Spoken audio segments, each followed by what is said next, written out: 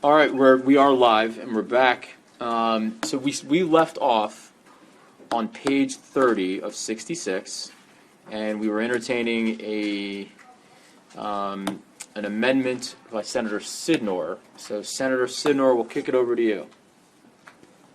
Thank you very much, Mr. Chair. Just so that everyone understands, the reason that I put forth the idea for that motion was because the argument was that this body, this police accountability board, didn't do anything. So in the time since I made that motion, I would like to modify what I was asking for, which was investigatory powers by this police accountability board, to do more of a matter of kind of some oversight and the like. So, I mean, if council would not mind explaining what the amendment that you all have does, I would appreciate it. Thank you, Senator. So for the amendment, it's not numbered. It's not an official reprint, but it is the copy with redlining on it that was circulated just a moment ago. What it does is it, just going on page 1 at line 11, it repeals, or doesn't repeal it, it strikes the requirement that the accountability board receive complaints, and instead the accountability board, in addition to its other responsibilities, would be required to, on or before December 31st each year, report and identify any trends in the disciplinary process of police officers, and make recommendations on changes to policy that would improve police discipline in the county. I think a little bit more on point to the complaints process. And I'll go back to the second page in just a moment. But if you turn to page, it's marked page 33 of 66 on the amendment. It provides that the charging committees would receive complaints of misconduct filed by members of the public. And then there's additional new language down below line 27, laying out the process for what happens after those complaints are received. So after receiving a complaint from a member of the public, an administrative charging committee shall forward the complaint to the law enforcement agency of jurisdiction for investigation. On completion of an investigation of a complaint made by a member of the public against a police officer, a law enforcement agency would be required to forward to the appropriate administrative charging committee the investigatory files for the matter. Just going back a couple of pages. So if you go to of the reprint, page 31 of 66. Can I just do one thing real quick, just for the process? So does everyone understand the process that's laid out now? So now the complaints go to the charging board. From there, it goes to the law enforcement agency, then also to the review board, okay, for action. Senator Carter, you want to say anything? So, yeah, so, I mean, I think...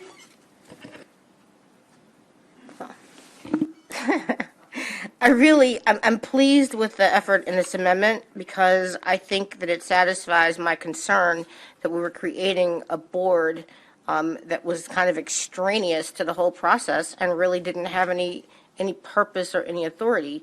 So if there's a motion on this, I would second it. I think it's a good step in the right direction.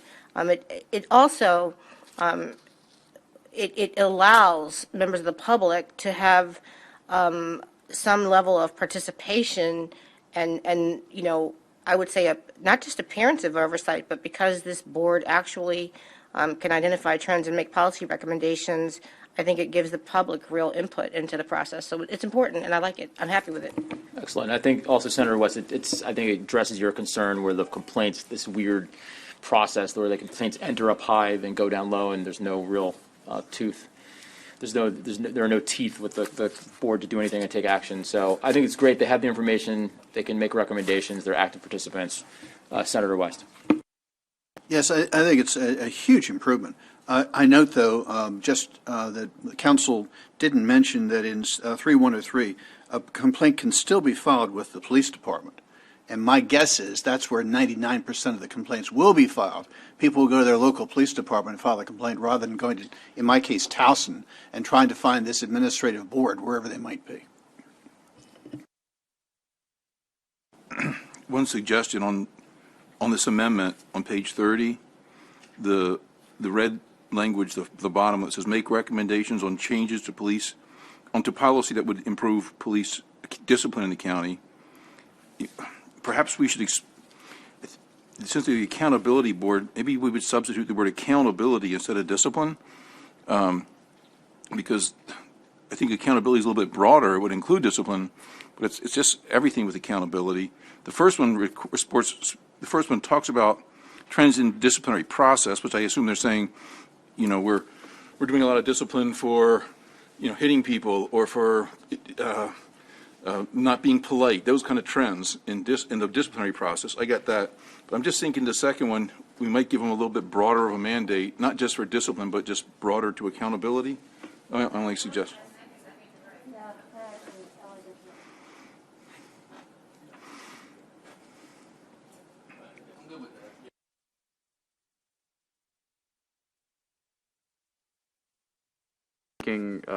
Discipline and substituting accountability in number 2. You don't have to do anything with jurisdiction for county. It says in the county because it would cover all the municipalities. Right, it's within the county.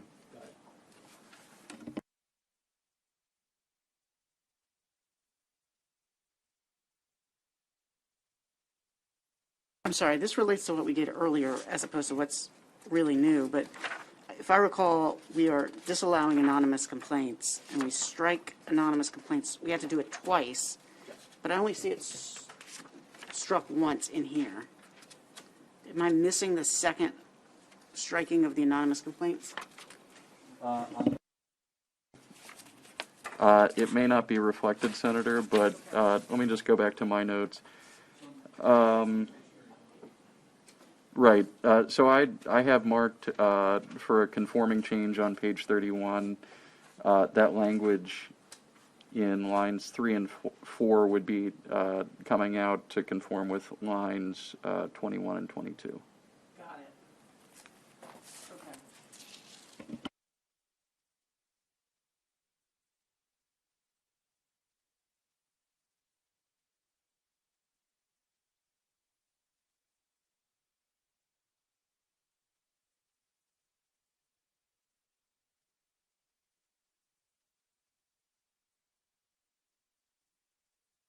Were there any other changes? I'm looking at the amendment on page 31 and looking at the bill on page 31. I see those changes. Are there any other changes that were already adopted that aren't reflected in page 31?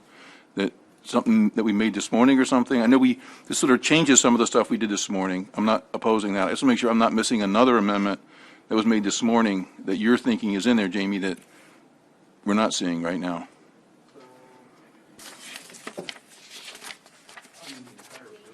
I don't think this is in the packet in front of you, but you'd asked earlier, Senator, about the changes that we made this morning.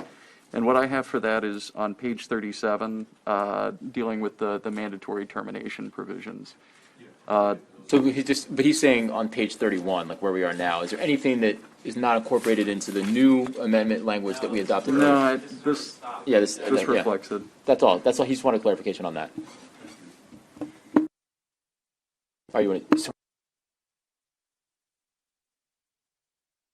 We wanted to pick back up is where the vice chair was on this section. Oh, yes. Or 31, sorry. So there is new language coming out on page 31, and that's in lines 5, 6, 23, and 24. So that would strike the the authorization or the prohibition on requiring it to be sworn to under penalty of perjury. So it could be required to be sworn to under penalty of perjury. It's not expressly saying that it has to be, but it could be. The only prohibition would be is that or requirement would be is that the complaint need not be notarized. So that's all that would say. So to be clear, by remaining silent, the jurisdictions can do what they need to do or what they want to do on that. They can make those requirements. For the complaint. Correct.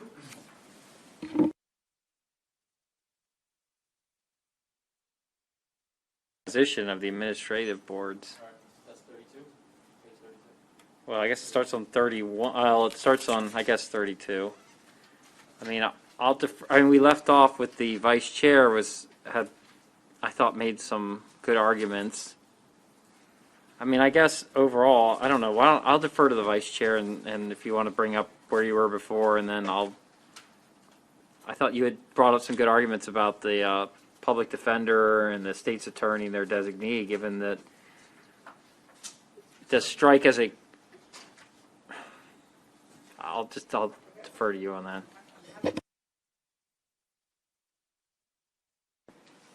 And so the way the bill came in, it created an unethical circumstance where public defenders who might defend a accused officer and prosecutors who may prosecute it were on the charging board. And so the way that was solved was by having them create designees for the charging board. So that technically gets you outside of the ethical quandary that we were in.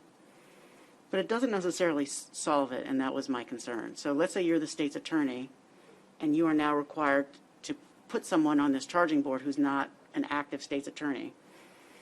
So you put on your buddy who's a former state's attorney, and let's say you're the public defender and you do the exact same thing. Now imagine a circumstance where in charging the officer administratively, the state's attorney's designee says, I don't think this officer did it. And the public defender's designee says, I definitely think this officer's did it. Now, later at some point there is a charging decision by the state's attorney, him or herself. Now the state's attorney has input from the buddy that he had on the board who said, I don't think he did it. If you don't think that's going to color the state's attorney's decision about whether to charge, then, of course it will. And then the same thing is on the opposite side. Imagine the public defender's designee says, I definitely think this guy did it. And later, the public defender is charged with defending the officer at trial. If you don't think that the zealous advocacy would be affected by the earlier decision by the public defender's designee to say he definitely did it, well, again, that doesn't reflect how relationships work in the real world. So we are one step removed from the ethics issues involved, but it doesn't completely remove the concern that their designees will color what the state's attorney later does and what the public defender later does in a criminal proceeding.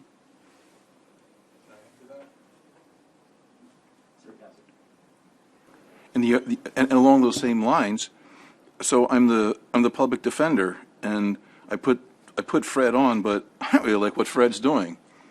After the first two decisions Fred makes, so I say, Fred, you're off. I have another designee, and state's attorney does the same game. They can just. This isn't a one-time fill. I'm monitoring, and I can. The person holding that office can decide. Well, I'm going to change the person, and there's no public oversight of that, no accountability. Why did you get rid of Fred?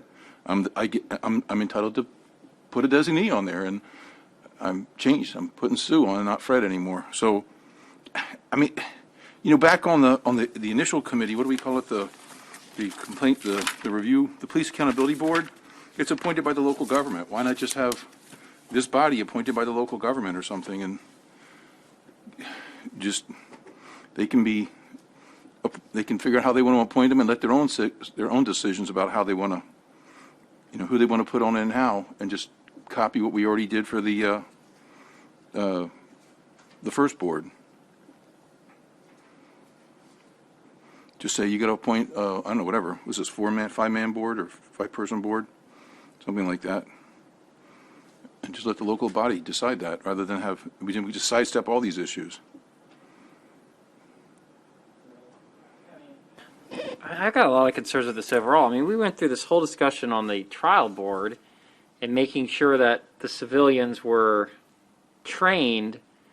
And now we've got this board, and I'll just focus on the local. We've got people with vested interest in an outcome here, in that you've got the state's attorney's office on the one side, who works routinely with the police, officers, and has a partnership there. And you've got the Office of Public Defender, who's has a vested interest on the pro-defense side. So, I mean, when I look down at the state board, I see other ones too, but I just think if you're going to have a board and you want to be fair, you shouldn't start off with people who have a vested interest. And they're trying to balance it out by saying, okay, the state attorney has one, but so does the Office of Public Defender. So now you've got two people on here that they balance each other out. Well, not really, because you've got two people that come in with a vested interest in a conflict. And so, and it's not like either one of these is necessarily, none of these people that just say these designees are trained in any way in policing or familiar with policing. It's just we grab two people with, I guess, one on the right, one on the left of, you think of it that way, and we just throw them on here. And I just think Vice Chair makes a point that they have a vested interest. And I don't think that is an evidence-based, fair decision-making board that you want to do this. So I would make a motion to strike Roman numeral 2 and 3 and take the Office of Public Defender and the state's attorney out. I just don't see how there's not a conflict. No, I was thinking And about as they may be, I'm sorry, just one last point, they may be actively involved in the case. Those offices could be actively involved. So the parallel that I draw is from the kind of the system we set up with having the chief choose the composition of that review board.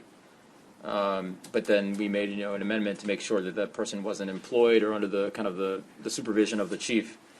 Here, you have a designee, but they're not employed by the Office of Public Defender, and they're not currently involved as a party in a criminal matter pending in a court in the county. So there's kind of two layers of removal there. So I thought, let me finish. I thought that for me is like enough. The third piece, though, the county attorney, is something that gives me a little bit more heartburn, which we haven't even gotten to yet. I thought we struck it out in the amendments we just took. Oh, we did take it out. Okay, that piece gave me more heartburn that we struck out. But this, to me, was enough of a removal because, they're not employed by that office, and they're not involved in any sort of litigation, or they're not involved in a criminal matter in that county. So. For what it's worth. Well, just to counter that, we recognize the chief has a conflict. And we want the chief's person on there because the chief's person is doing the discipline that the chief would want. So we recognize that conflict, and that person is on there to have that pro-chief position. That was why that person was there. But these two offices, I don't think we want that conflict on there. So there's been an amendment. It's been seconded. I thought was there an amendment? I'm making it right now to strike Roman numeral 2 and 3. All right. Do you want to just roll it, or we want to do? All right. We have the chair, and we have a civilian. The chair of the Police Accountability Board is on there, and we have one civilian selected by another two people from the accountability board are now on there, and we'd have nobody else. So that's a 2-person board. Executive too. Where's that? So you'd So have we a just struck that. you'd have a 3-person board without them. We just struck 5. No. Well, with the, in the red line, 5 would be getting replaced by one Oh, I didn't see civilian that. appointed by the chief executive. So you can remove them and still have a 3-person board, which is the same as what it is now. It's a 3-person. You're basically removing 2 people who are probably just going to vote against each other in every meeting anyways. And I think add very little. They're just going to take the opposite position, just like they do in this committee. They're going to come in and vote the opposite of each other.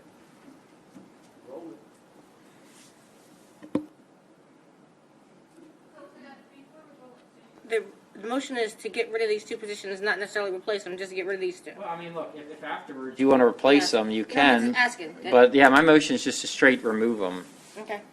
I mean, people can make other motions after this, but I just think that was a good point the vice chair made, and so I don't think it harms the board. You still have an odd number. And like I said, I literally think they'll be voting against each other anyways, and I just think there's a conflict there.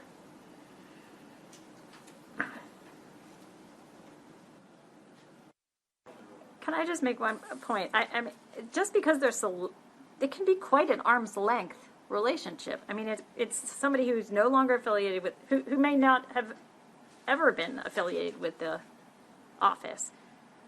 So I don't see that there's automatically an inherent conflict. That's the only thing I wanted to say.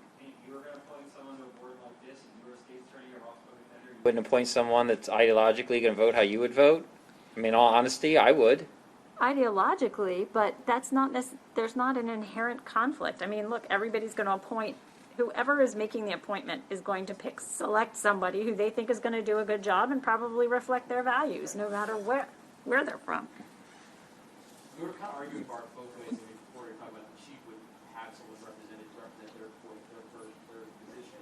Here we're doing the same thing with both sides of the equation with the prosecutor and the public defender. It's the same. You're arguing both ways. But we want the chief involved, and I don't think we want the conflict of the people that are prosecuting and defending in these actual cases involved. That's the difference. The chief is not a conflict because the chief is the person that actually disciplines, and we want the chief's representative there.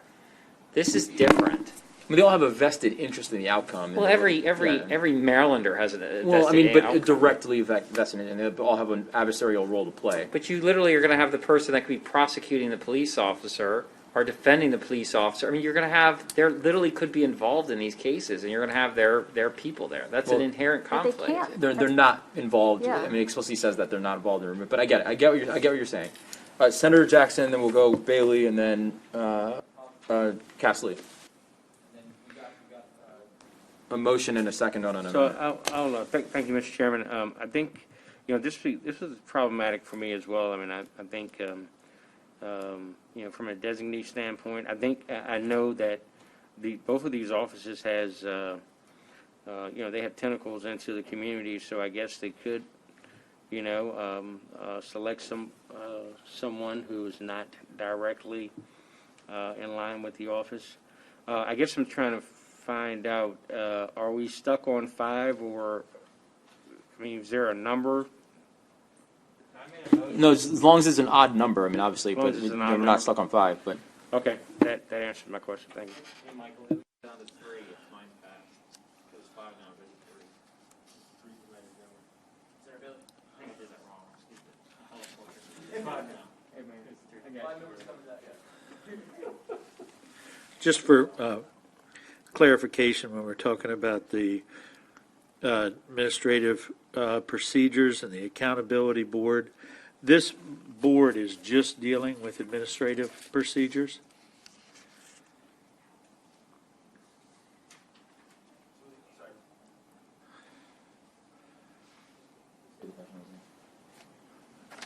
That was a question. I missed the question. So what we're talking about when we're dealing with this, when we're talking about this board, the only thing that they are going to be discussing is administrative procedures that are violated? These would be the civilian complaints. The charging committee. So their role in it would be reviewing the investigative file and determining whether or not charges based on those civilian complaints should be brought.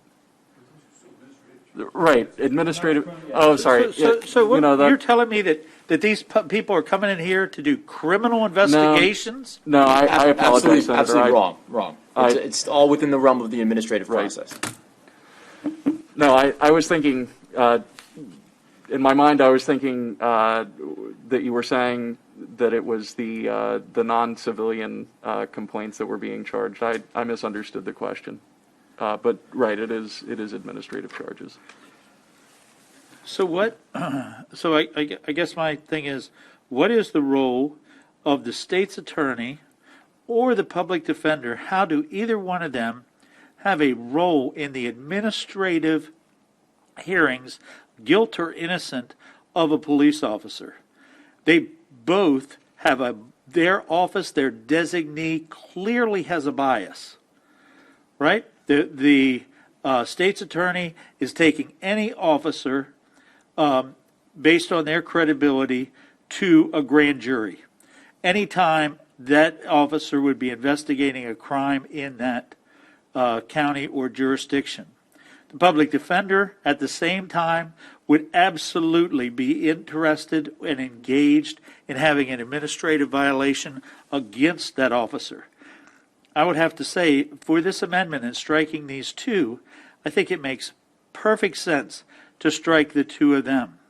And thank you for clarifying that this is only administrative procedure. It has nothing to do with criminal procedure, but it will definitely taint what those two offices do in the future when dealing with these officers.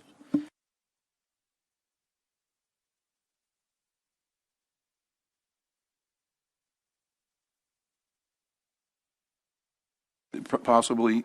So I'm always concerned that people won't be available. And the one person here that's sort of the weak link is the chair. Chair could take a month-long cruise or something. I think you'd want to say the chair of the Police Accountability Board or other member designated by the board or other member designated by the chair, so that we're not sitting waiting for him to come back from Acapulco for 2 months and that kind of stuff.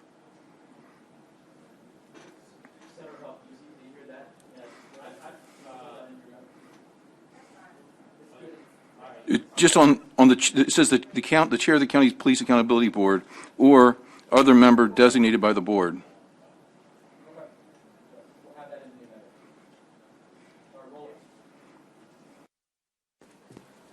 Vice Chair Wildstriker. Yes. Senator Lee. What are we voting on now? You're voting on page 32. Is Striking this someone basically whose line- amendment? Is it his amendment? Can you put the mic closer? Sorry. Can you hear? Whose amendment? It's an amendment. What's the latest amendment? Can you put the mic closer to her? For Senator Lee, can you, Senator Lee, put the mic closer so we can hear? Oh, yeah. Okay. The amendment is what now? Sure, Senator. It is Senator Huff's amendment. It is to strike Roman 2 and 3 from page 32, and then also in Roman 32 1. of the current, of this one, right? Right. I guess you could be working off of either the reprint that was handed out at the beginning of this part of the voting session. What now? Strike So- what now? It would be Roman 2 and 3 would be getting struck. Okay. And then in Roman 1, it would either be the membership would either be the chair of the county's Police Accountability Board or I don't think it was specified, but the chair's designee. You would Okay. strike the, So the chair's designee from the Accountability Board. Gotcha. Okay. so you're striking the chair, you're striking a designee of the district public defender That's correct, Senator. and also the designee of the state's attorneys? That's correct. Okay. No.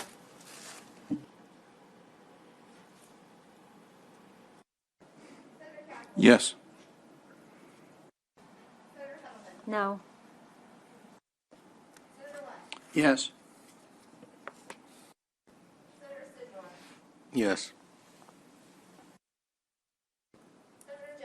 Yes. Senator Bailey. Yes. Senator Carter. Yes. Senator Huff. Yes. Chairman Smith. I'll go down and go no. Yeah, go for it. All right, so the other part of this board that I'm trying to figure out is we required the civilians, didn't we, on our Senate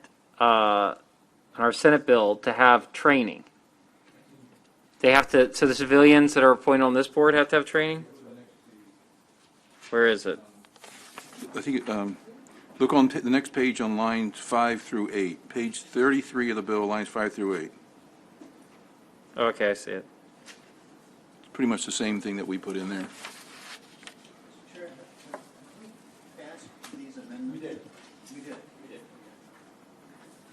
I mean, the only thing I'll throw out on here then is you've got what's left. You've got the chair of the county's board, which they come from where? The Police Accountability Board, they're appointed by the local, So the county council or county commissioners, let's say, if they have commissioners, will appoint that person. And then they have one civilian selected by the county's Police Accountability Board. member, and then the county executive's appointee. Those are the three. Okay. I guess my question is, are we prepared to just have three? Is that, But you can always, because the county if somebody can't make it, the county executive can say, okay, I'm going to designate somebody else because Ralph can't make it, and so can the accountability board can say the same thing. So I think you end up okay, because we can always, you can say, we got to get a board together, this guy can't serve, so they can always say, okay, we're going to appoint somebody else. right, no, I get that. No, I understand that. This is a big job. This committee has a lot of responsibility. They investigate and analyze the findings. Are we prepared to say just three people? I guess I'm just a little concerned that I wouldn't want to go more than five, but I just want to put that out there.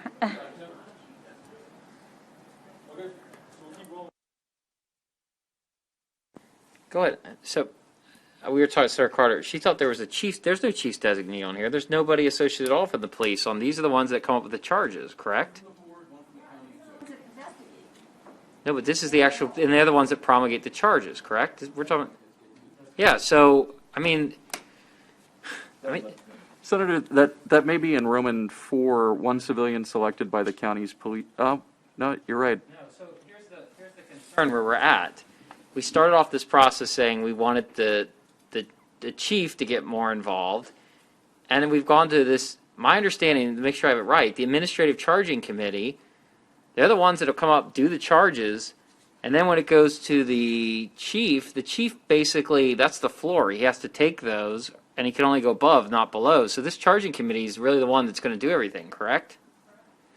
So you're going to have three people on there who are total civilians.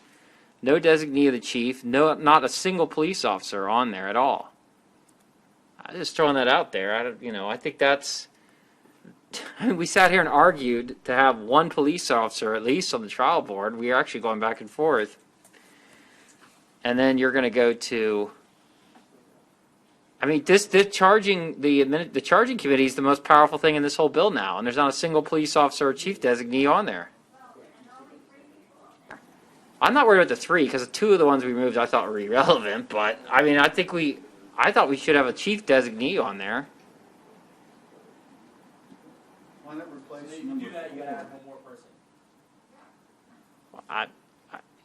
I'm open to that. Maybe you just have another civilian on there or something, but I really think you should have somebody from the chief or, a police officer, or maybe you have a chief and an officer. They're clearly an officer. Yeah, that would be the way, and that way you get, so I would say we should put a chief's designee and then an officer on there. Is there a second for that? Second.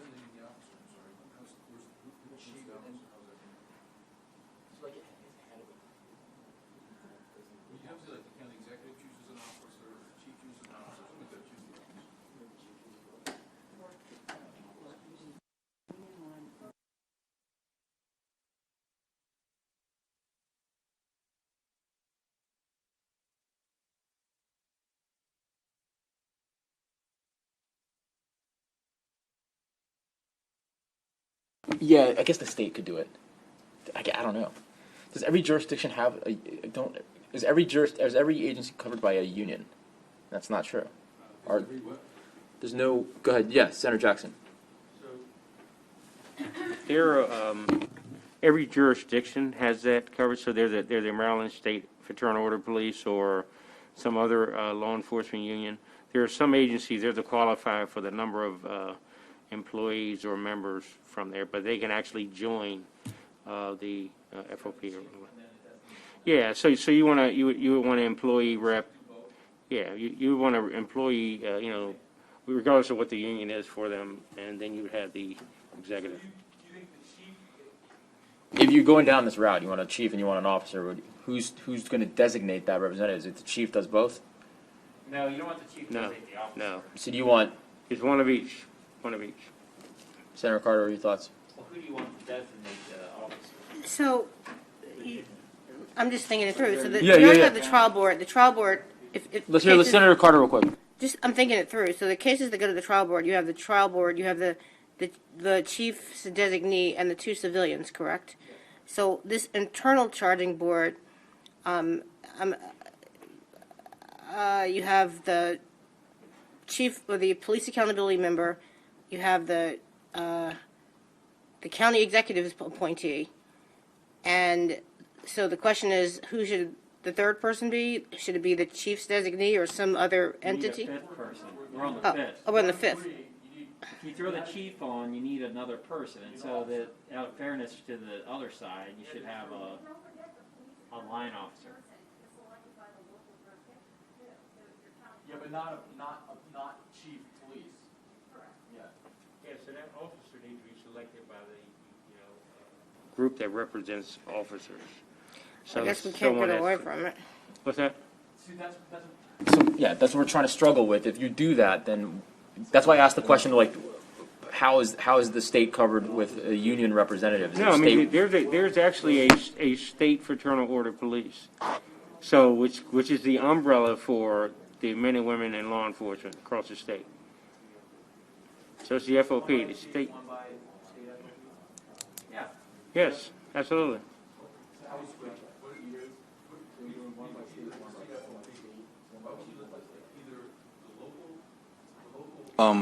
Union, Let me, or if there is no local union, then by the state FOP. Right. Most jurisdictions have a local union. just I think say you should just FOP. defer to the local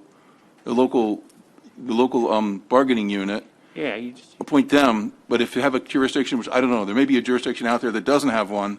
If you don't have one, then you would default to the state. But I don't think you want to go right to the state to deal with the local issue. I think that's absolutely No, I right, guess because it- as we've seen through Yeah, this what it should've process, said there's a was- difference in philosophy and approach for both. yeah, what should have been said was, it should have been just the FOP, or the bargaining unit. The bargaining unit should have. The bargaining unit for that jurisdiction. Yeah, if they Yeah, don't. I think most do, but I'm not sure that some of the smaller counties may Yeah, not. but if they don't, see, if they don't, they are part of the state FOP Yeah, because then I'm because they fine, don't I'm have fine a with local defaulting one. to the state if the locals don't have it. Yeah, just say Okay, for a bargaining unit, if they don't, then that's where it falls. yeah. That's the default. Senator Jackson has much experience in Yeah. I actually, Even with you say that the FOP member, like, could that not potentially be also a conflict? Like, that could actually be somebody in the same agency, could it not? There's still one, I mean, but I know, but we said we didn't want the other people on there because there could be a conflict of interest. That's what I'm thinking. Jackson.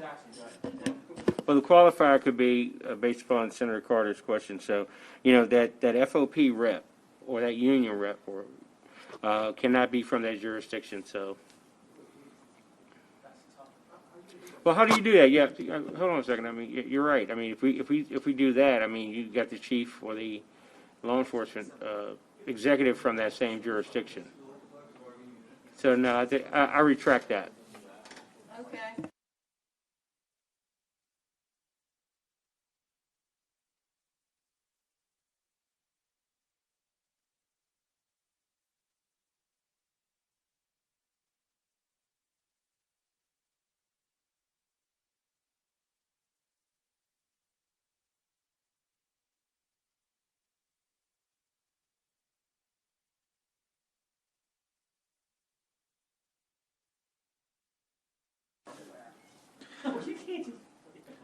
So, there's a couple tricky things when we talk about this. And let's talk about, when we talk about whether it's going to be the FOP or it's going to be the union that represents the officers. Okay, so if it's a state officer, that officer is represented by the union of Sleola. If it's a county officer, then they're represented for bargaining through the FOP. But the one thing that I would say is the majority of the state officers also belong to an FOP. So you could say the FOP or the bargaining unit. But the issue is, it's still, you might want to say, and this is one thing that is, you're obviously going to need different people that are going to have to be trained and qualified to be on this. And if it is if you're dealing with, it's a complaint in Prince George's County against the Prince George's County Sheriff's Department, then the union representative that would be there could be a member of one of the municipalities or could be from the Prince George's County Police Department, just couldn't be from the Prince George's County Sheriff's Department. So we make that stipulation that there is a difference between it. But the fact is, we want a police officer to be on that board to be able to be there because, quite frankly, ladies and gentlemen, you are not going to be able to put yourselves in the mind of a police officer when we are talking about these issues, no matter what law school you went to, in just a couple days to say this was right or this was wrong. There is some actual legitimate reason that this officer could bring to the table to say this is how this works. These are the policies. These are the procedures. This is why it is done that way. And so I think we just need to work this out to say that it belongs from a bargaining unit or the FOP, and then we just say that officer is there, and that would be the case. It could be Sleola for state, but it also could be for the FOP. Let's handle one level at a time because there is an actual statewide board to handle the state police, DNR, all those folks. So let's just do this one here, and we'll make kind of we'll entertain the conforming changes for the higher level statewide folks. Senator Hettleman, go ahead. Thank you, Mr. Chairman. I was just looking at that too and realizing the parallels, but I guess I'm not comfortable with the direction that this is going. I mean, I would suggest doing something totally different and maybe looking to the Maryland Commission on Civil Rights or the Attorney General's office, or I don't know, I mean, many more jurisdictions now have offices of OIGs. I guess I'd rather have a more neutral body, involved in this kind of process. And so I just throw those out for some examples. So then what you're saying is like no officer would be represented from chiefs or from the actual rank and file. Right. Okay, got it. Okay, so we have an amendment before us that has been seconded. Can you just rehash what that does?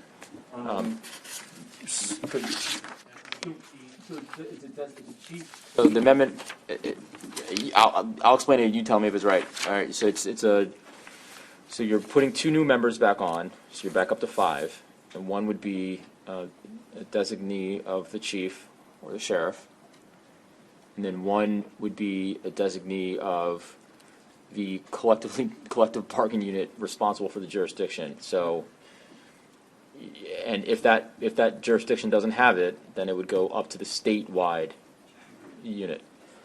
That person would designate the representative. Is that a fair articulation of your amendment? Okay. Yeah, so we're down to 3, and now you're back up to 5. Still odd. And 5 was the original number. And then it's the civilian selected by the County Police Accountability Board, right? And then it's those other 2, right? And the county executive person.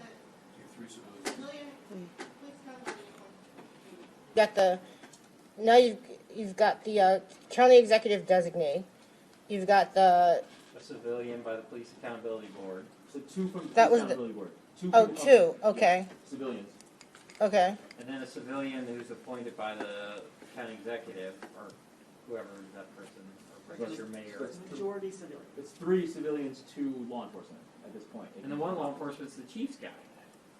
Who's proposing to make the decline. I mean, I could live with it. I think that Shelley had a good point. Senator Hellman had a good point. Not necessarily the OIGs, because I think they could also be in conflict, but I did like the other suggestion. But I like that too, but then you're back to that initial conflict that we had with the prosecutor and the public defender. But go ahead. okay, Senator Castle, go ahead. But remember, the 3 civilians, the 2 from the board, the accountability board, that has strict requirements. You have no police involvement with those. They're chosen by the local jurisdiction. They're chosen by local jurisdiction. So you have 3 people now that are pretty neutral in everything, and then they're going to have a nice discussion because those 3 people will sit there and they'll listen to the chief on one side saying, we got to impose discipline, but you got the officer on the other side who's saying, well, let's hold on a second, let's relook at this. Now you got 3 civilians listen, and it's going to be good discussion for them because they're going to have the ability to balance those 2, listen to them neutrally. So I think it's a good board. All right. All right. Amendment. Everyone's good. All right. Amendment carries. Okay. All right. Let's keep rolling. So, yes, go ahead. Senator Sidnor. Thank you. Just a quick question about this board. And I do not recall, do these people have term limits or anything like that, or is there and I'm thinking about just the ability to have, if somebody did something that was pretty egregious and showed that maybe they shouldn't even be on this board, I guess we have no mechanism to have them removed by whomever the appointment power person would be.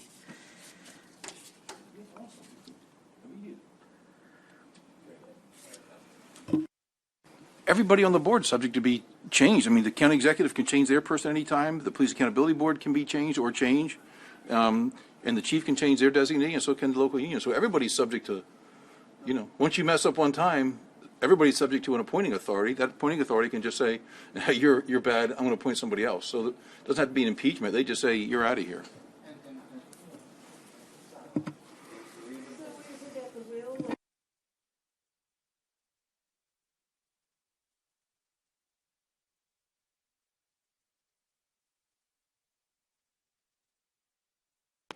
Thank you.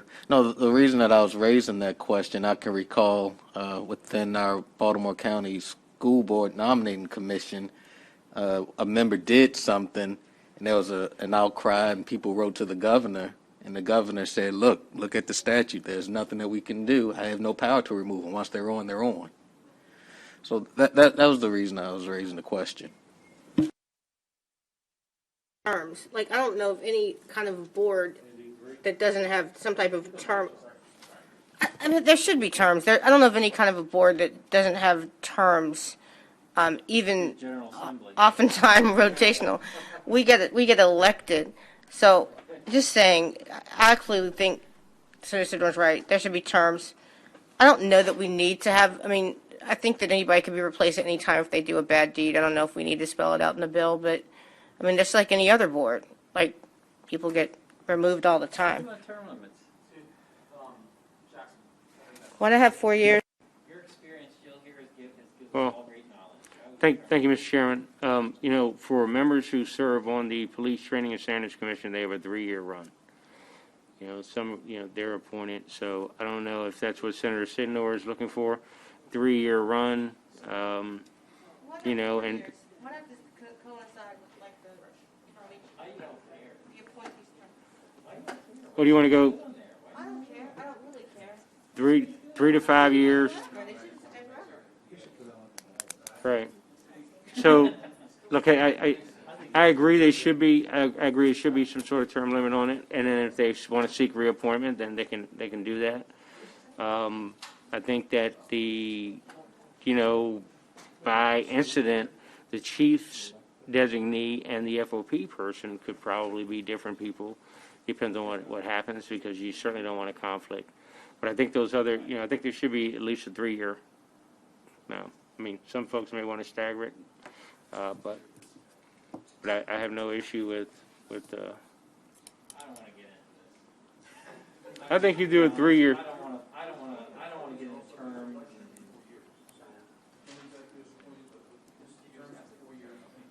For 4 years.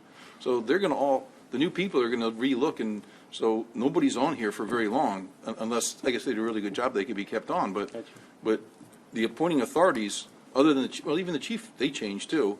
And then, like you say, the union membership will determine what they want to do every other month or so. They can change their mind. So it's not. I don't know if it needs to be, I mean, I was just trying to answer Senator Sidnor's concern. So I'm good either way, not spelling it out or spelling it out, so.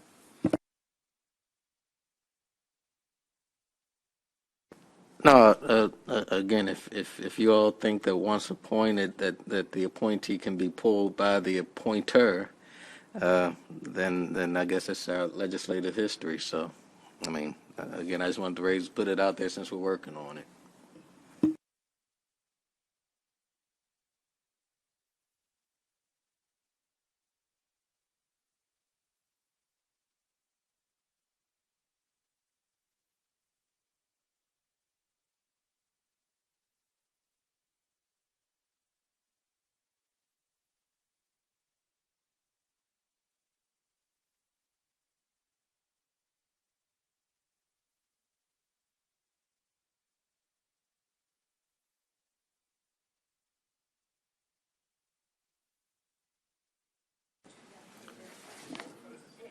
So the next part of the bill provides for the statewide administrative charging committee. That consists of a designee of the Attorney General, who is not employed by OAG, the Office of the State Prosecutor, or the Office of the United States Attorney. Designee of the Public Defender, who is not employed by OPD. Designee of the Governor's Legal Counsel, one civilian appointed by the Governor, and one civilian jointly appointed by the Speaker of the House and the President of the Senate.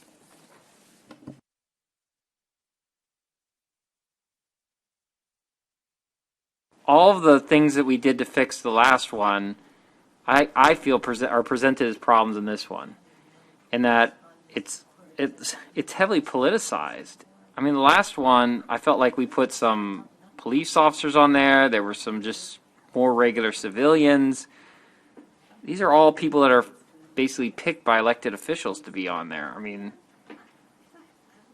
so I have concern with this one. These are not people that are walking in that necessarily seem to be civilians who are trained and there. And I think the last board actually liked what we did on that. I think that makes sense. But this one is a bunch of politicians pick people to be on this board to be involved in a highly politicized issue with policing. So the composition of this board concerns me, and the Attorney General, I believe, is reinserted into the process, because in our bill we made it the state prosecutor, but I understand theirs is Attorney General, so the Attorney General has a conflict, Office of Public Defender has a conflict, and then they're like, well, the rest is made by like politicians, the governor and the Speaker and the Senate President, like pick some people on there.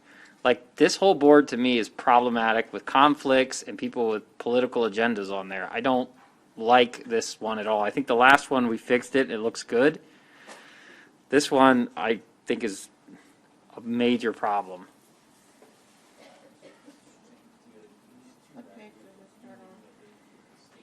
It starts on page 32, lines 25.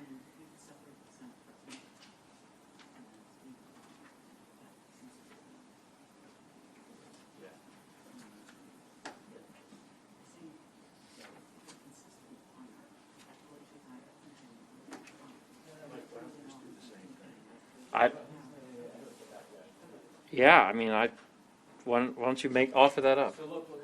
If you mirror what we just did. Yeah. So you got a union person, you've got the state police, and then if you look what we just said, and you've got, I mean, since you're at the statewide governing level now, you get a designee of the Speaker and the Senate President, civilian. And then the governor. Oh, and then the governor, 3 civilian. There you go.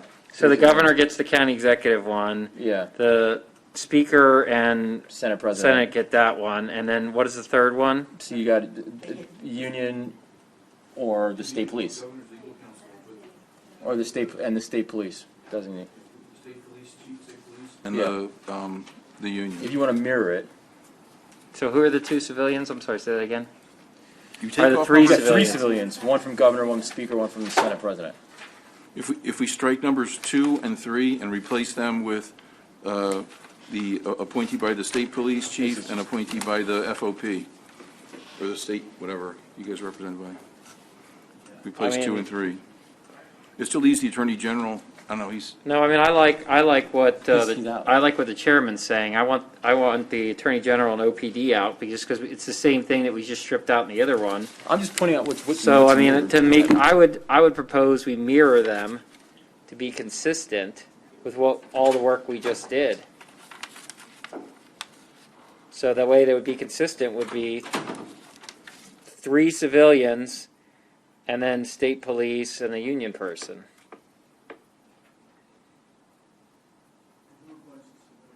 Well, that's what we were just discussing. Well,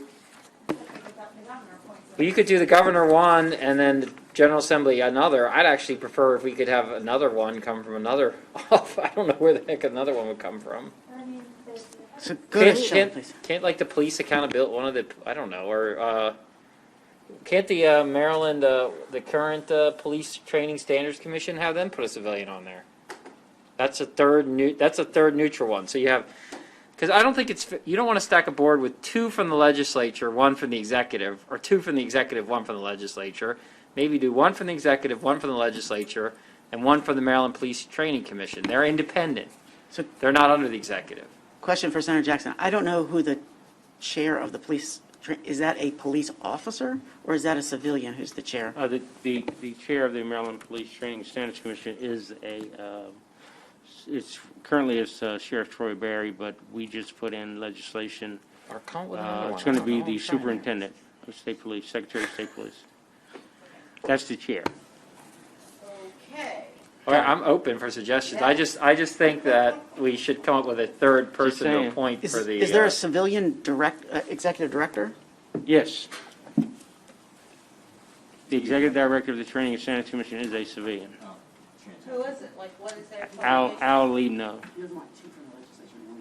Why are they there? What are they considered their- He's the executive director of the Maryland Police Training Standards Commission. Commission is made up of, I understand, how do you get there, though, like, what? Yeah. How do you get that position? how did he get that position? Well, Why does he got it through the governor. Do you have any women on there? Yes, absolutely. Because you can't, because you've got I was kind of in the favor third of this commission appointing someone, but then when he told me it was like Chief Troy Barry, then that just.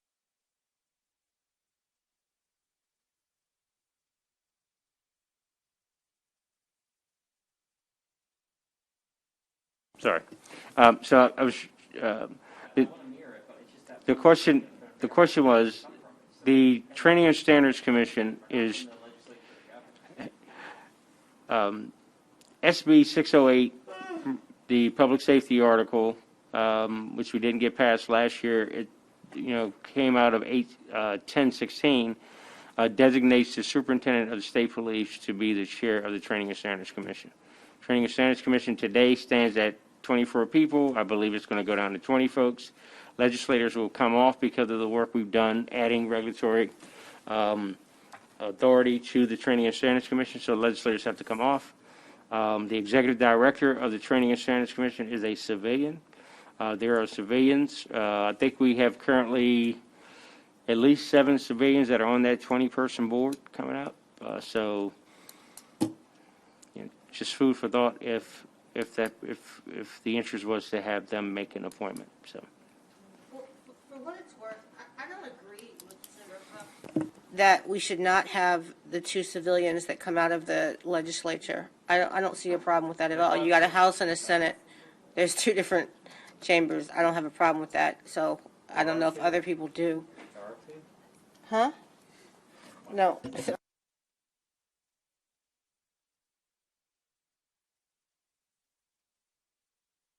I mean, because yeah, you're gonna have two. I don't like having two coming out of the legislative branch and one coming out of the governor, or vice versa. I don't like one coming out of the governor, one coming out of the legislative branch. You normally have a balance. You have a one governor, one legislative, and I thought we should have the third civilian come out of someplace that's neutral.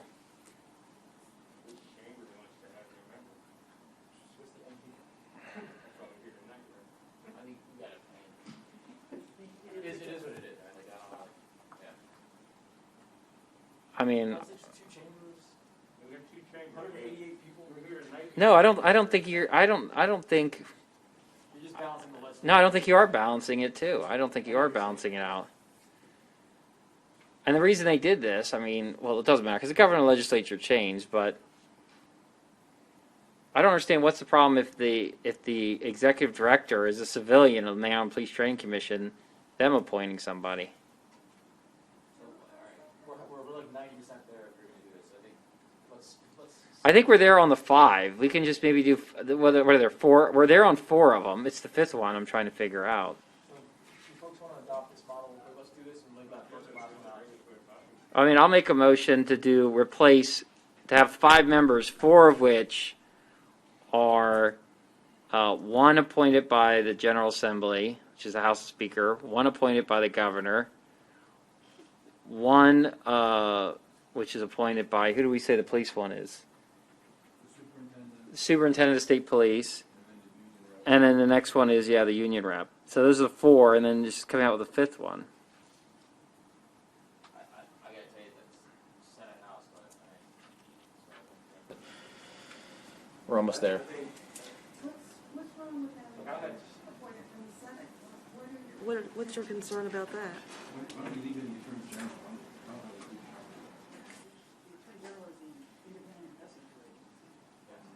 You can't have the AG in there.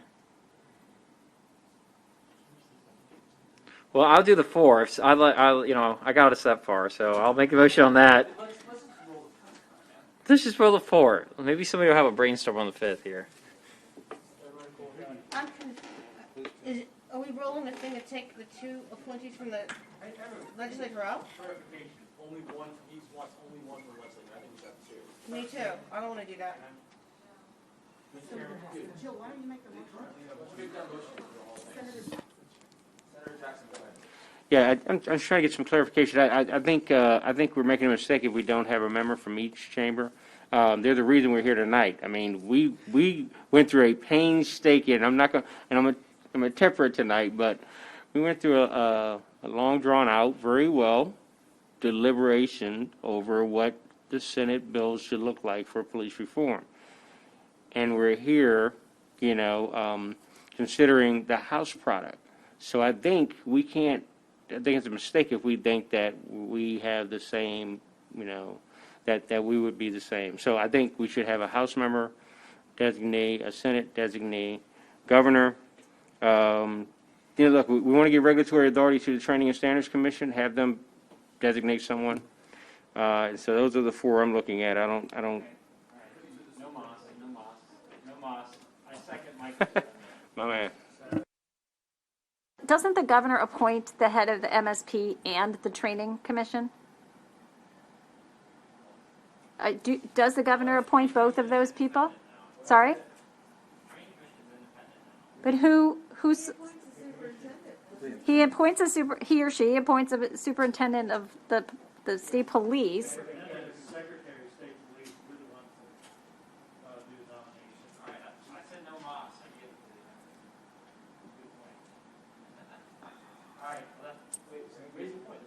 No, I just think that's a lot, that we're giving a lot of power to the executive. The training commission we're not doing.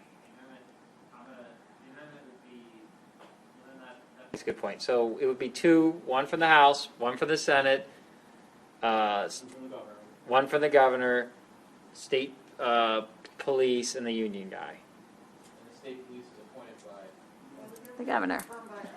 Right, police, yeah. It's not a civilian, that person is police. I just remind you that the governor appoints all the judges in the state who try all of us in every day across the state. So I'm not like really super paranoid about the governor putting people in there because I think it's, if that was a big issue, whether the governor's going to be fair in their appointments, we got a whole bunch of them out there that deal with every aspect of our lives, day in and day out. So if there's a concern, or if someone's concerned, the superintendent, regardless of who he or she is going forward, will be the chair of that Training and Standards Commission. Whoever that superintendent is, we have an executive noms committee that deals with that, and you have a union member there as well. So I think that makes up a pretty good board. Governor's appointee, member of each chamber.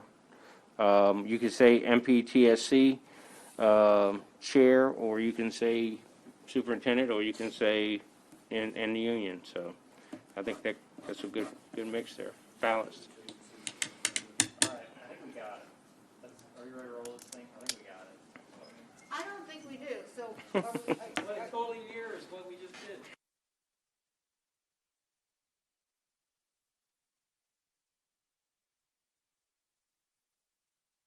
Will mirror what we just did for the local boards. It's exactly the same. You're going to have two coming out, in this case from the legislature. You're going to have one from, instead of the county executive, the governor. You're going to have one from the chief, which in this case, because it's the state, it's not the chief, it's the superintendent, and the one union. It's exactly what we just did. As close as humanly possible.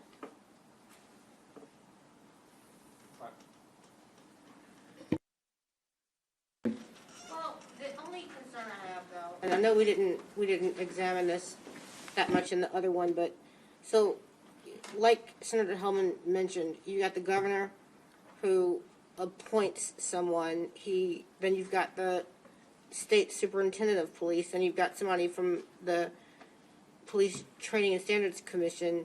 No, we didn't put anybody from police. Okay, Commission. but it just seems like it's heavily No, it's weighted. exactly the same, because the county executive appoints your police chief. But it seems like it's heavily weighted law enforcement. I mean, the governor's appointee could be someone in that. I mean, it's not clear. It just seems like it's heavily weighted differently. Well, It feels different. Next governor could be Jill Carter, probably. It could be Tom Perez, you know? Whatever police person. Before you now, is everyone okay with that? All right, it's adopted. All right, keep going.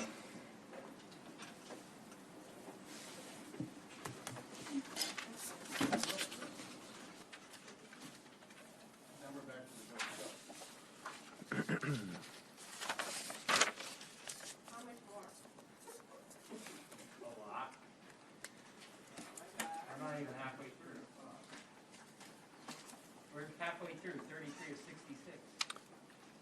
So, The last 20 pages are struck, so it's all good. Oh, good. Last 15 pages. do we want to rehash what's on 33 and 34, or just move on No, from we the? adopted that amendment, so. Right. Okay.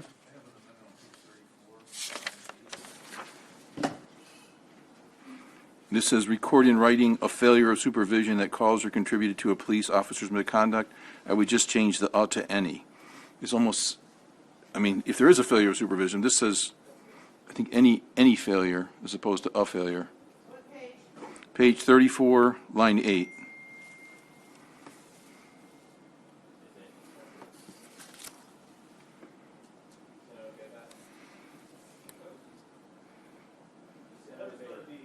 My question, just as we looked at that, because it actually applies to what is above that in 2, where it says that the police officer is not administratively charged, make a determination that the allegations against the police officer are unfounded, or the police officer is exonerated, and record in writing any failure of supervision that caused or contributed to a police officer's misconduct. So I think moving it to any other than A is a good move. Yep.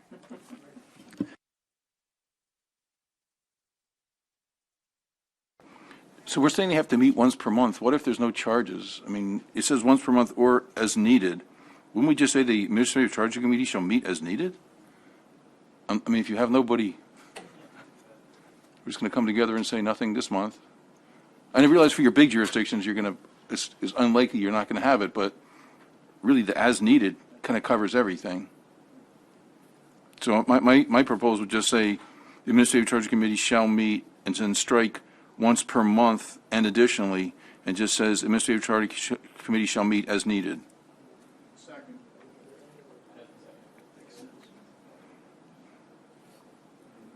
Somerset County.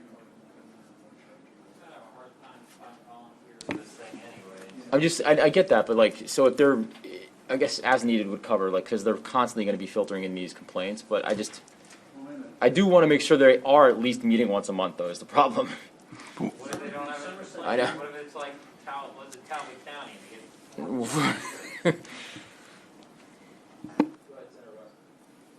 In Somerset County or Talbot County or Garrett County, you're probably going to have no more than a handful of charges all year, if that. So there's no need for them to meet each month and convene and say nothing on our agenda and adjourn.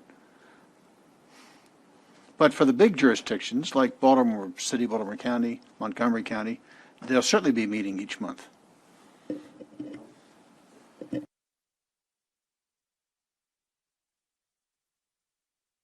Or as needed. Would that work?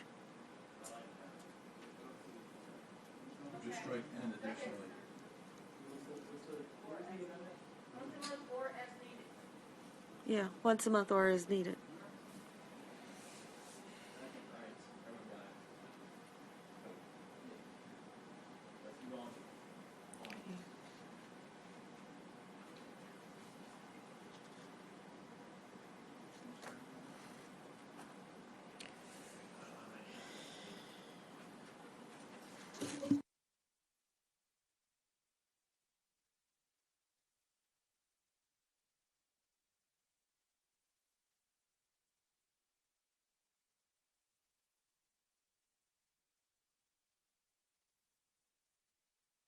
PTSC they have the authority to promulgate regulations? Okay, thanks.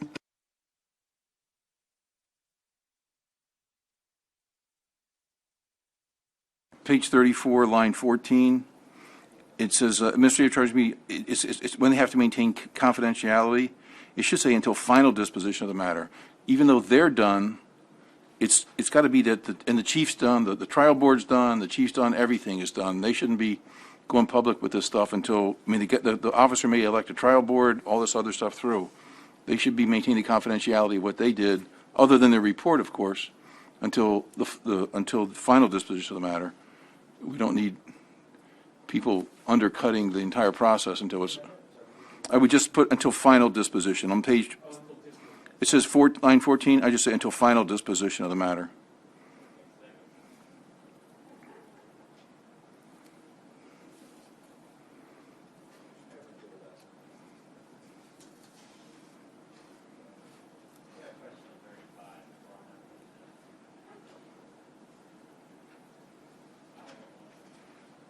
And then can I ask a question of our local law enforcement experts here?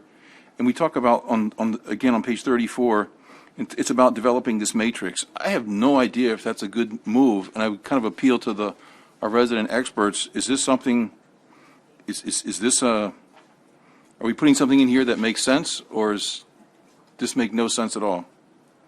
I'm looking at section 3105, that they're going to develop this matrix. I think so. I had a question about. Is that okay? I'm sorry to jump. No, we going back up? Okay, that's fine. I apologize. Sorry I missed this. So, on page 34,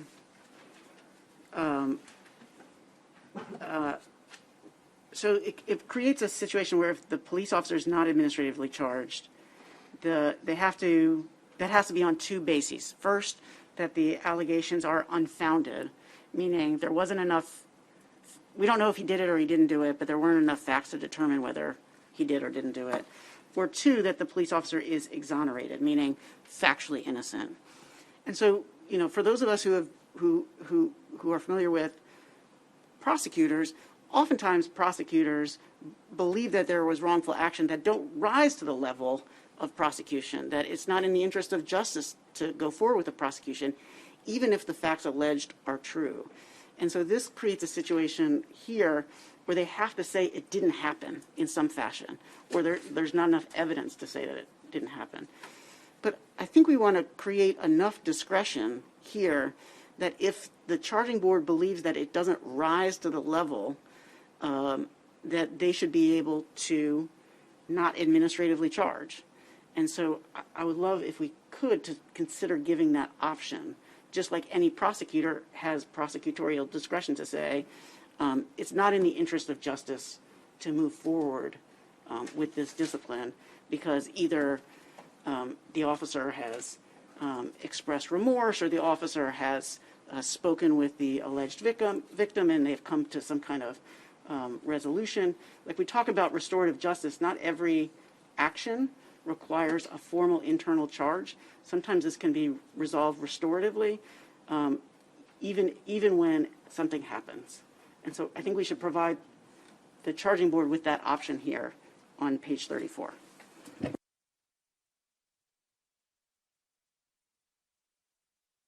You're onto something, Senator Wildstriker, because I actually forgot about that, but you probably are thinking of it, which is the fact that I don't know about all, but some of these agencies already offer mediation, and when mediation happens, the complainant as well as the officer have to both agree. Very rarely does that happen. Like, there's a stigma attached to it, so oftentimes officers don't agree. But if they do go to mediation, then there are no charges. So I do think there probably should be some language that provides for that type of scenario as well. So if I were to spitball just to answer the question, thank you, Senator Carter, for saying that, you would just say, I think, so, you'd have one, the allegations against the police officer are unfounded, or two, the police officer is exonerated, or three, an administrative charge is not in the interest of justice, and provide the opportunity for restorative justice, mediation, things outside of the charging context, like you said, Senator Carter.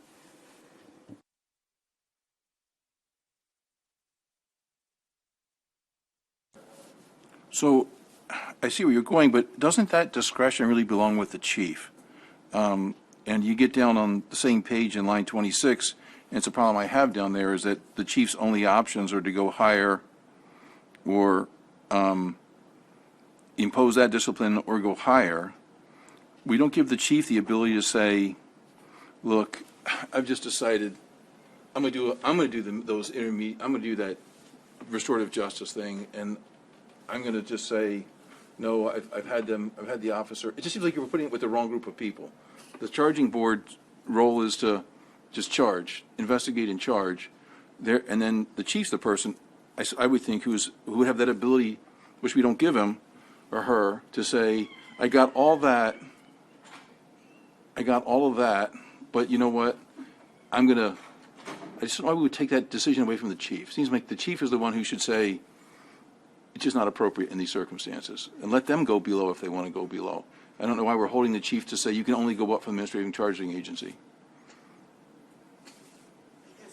Because then you have a guilty finding.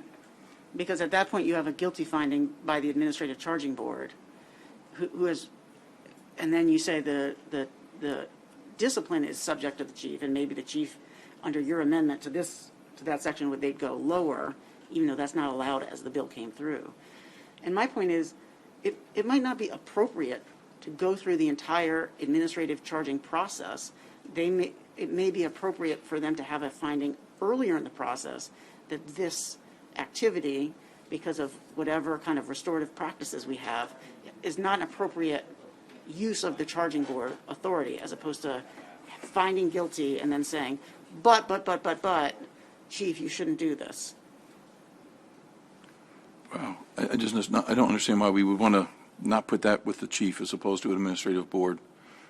I mean, they're the ones in the end who have to say, I can go higher, or it doesn't make sense to me that the chief can't go lower than what they recommended, and they wouldn't have that discretion, or even to be able to just say, you're right, I see you found they did it, and I'm going to go ahead and bet my stars and say, but I'm going to let you go.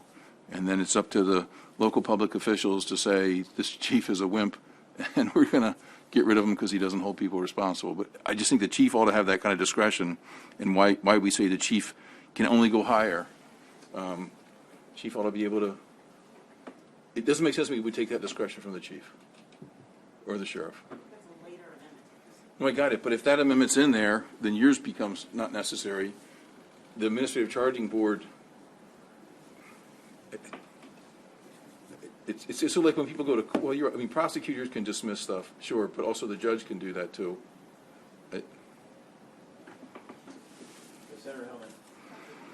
And I actually think this is an intriguing idea too, and I would like to keep it with the administrative charging committee because they're the ones who are actually going to be doing the investigation.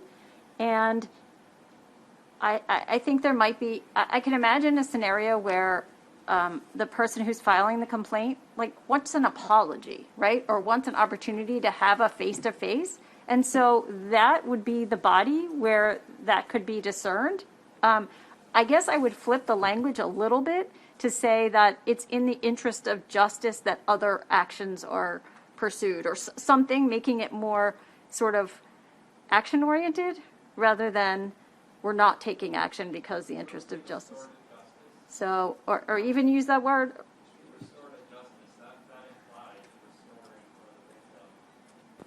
I think that's a good idea.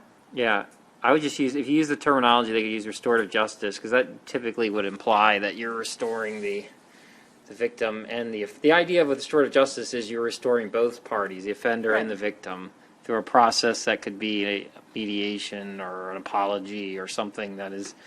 I actually really like that.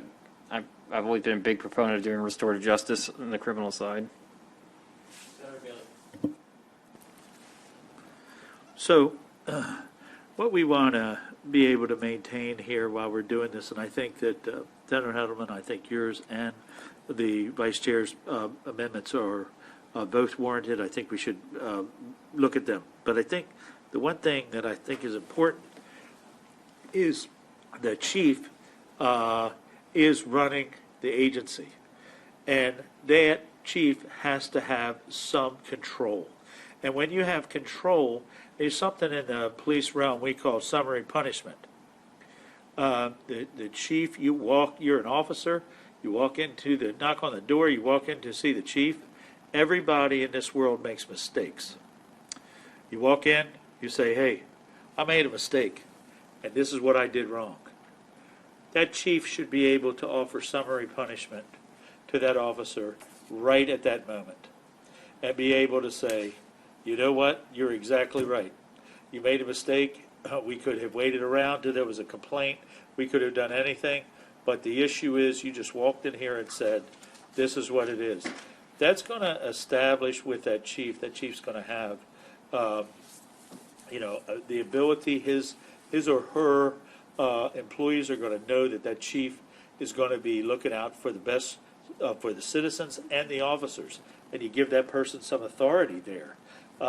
And the chief should be able to move up and down on that matrix with the ability that if somebody comes forward and says, hey, I did this, I screwed up, there is a situation, and we all know, I don't think there's anybody here that lives in a glass house, that you're going to wake up one morning and go, daggone, I should have done that differently. That probably was a violation of the administration. And if that gets pointed out, or somebody sees the camera footage, they're going to be able to say, and I want to just go forward, throw myself on the sword and say, I did this wrong, and and I'll take my lumps. And we want to make sure that we give that chief the opportunity to deviate and move up or down in that discipline matrix to be able to do that. Put yourself in the role of that manager, no matter where you are. If you can only go more outlandish and worse penalties.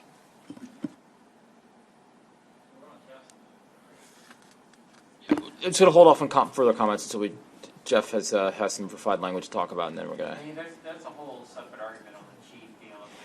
Yeah, we'll go first and then go down to that one. Kind of got thrown off. I know. We're just going to discuss this part first, and then we'll go to the chief. It's just the restorative justice. I understand. I think everyone agrees. When you say you're in the interest of justice, the charges are dismissed, that's number 3, you're going to. He's got something here. Let's hear it. Is.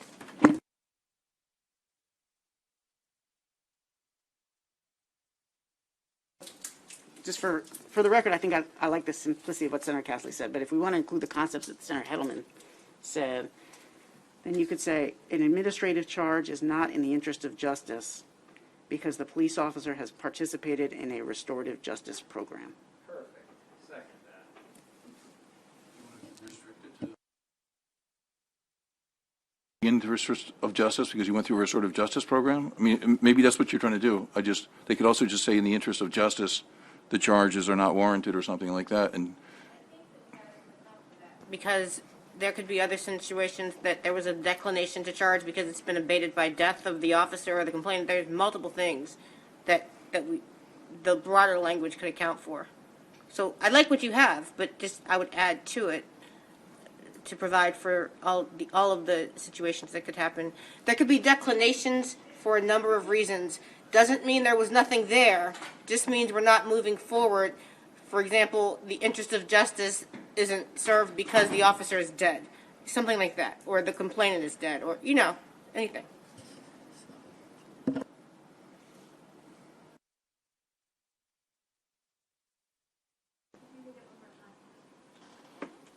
Sure. So this would be 3. An administrative charge is not in the interest of justice because the police officer has participated in a restorative justice program.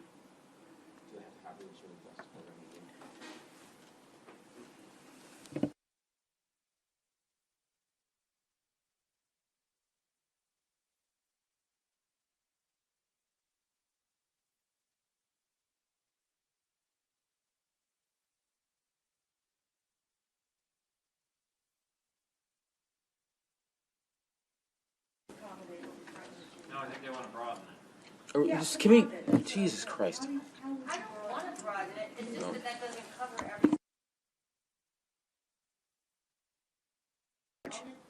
everything. I appreciate what Senator Hillman was trying to do. I agree, but if you want to be inclusive of more stuff, then you would just say an administrative charge is not in the interest of justice, period.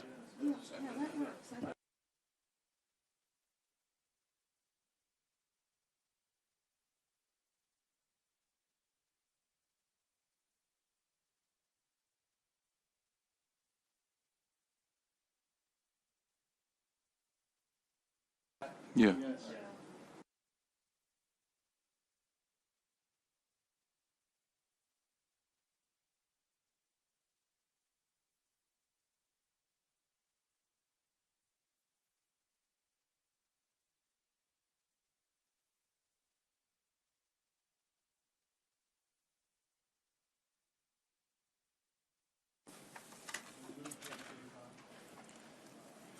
Can you actually see your language, Senator? Hold on. Just give 1 second, Senator. He's going to fix this up real quick and then.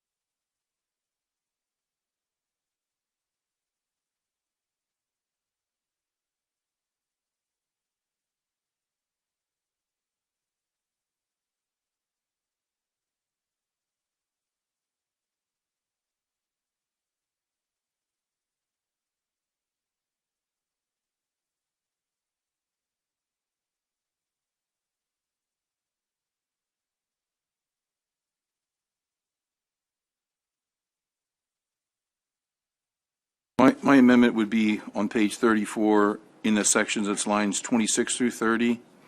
I want to give the chief a little more discretion, so I would just strike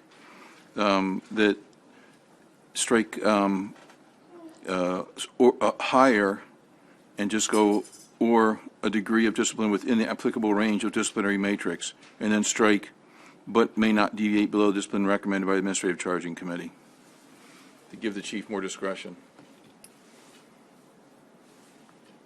So still can't go below the charging committee? No, we could go below, it's within the matrix. You strike higher and just that the chief can impose that one, or offer a different range within the matrix. That's still. Was that? You require that upon, Like a written finding, in other words, when judges deviate from the guidelines, they have to provide a written finding of Right. why they're deviating. yeah, requiring him to lay out why he's deviating from the matrix, or I'm sorry, deviating from the committee. What we did in our bill was we said they can't change the finding of fact, which I thought was good, but we weren't this prescriptive. We just said they couldn't change the finding of fact. So I would just say they can't change the finding of fact. If they deviate from the prescribed, they should go on record and explain why. But and I would say they can't deviate from the finding of fact. So if this board says they're guilty, they can't deviate from that. They could still be up or down. Huh? Yeah. That's what we're trying. We're 2 steps ahead here. Remember, in ours, we had the proposed discipline, and then the police chief offered it, and then if the police officer didn't want it, you'd have a trial board, and the trial board established the facts.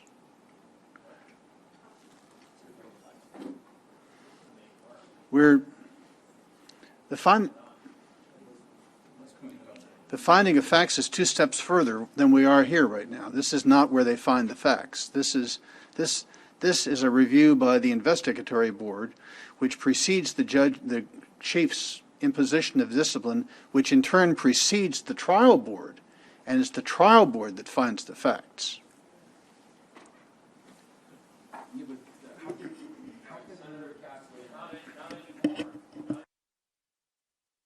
Yeah, I don't know how the Administrative Charging Committee could possibly do their job without, I mean, clearly they're making a finding of fact because they just charged the guy, and they recommended discipline. So they had to, I mean, that's what we just set up here. They have to either. Yeah, that's a whole other process. So that's the next process. It's on the next page. Yeah.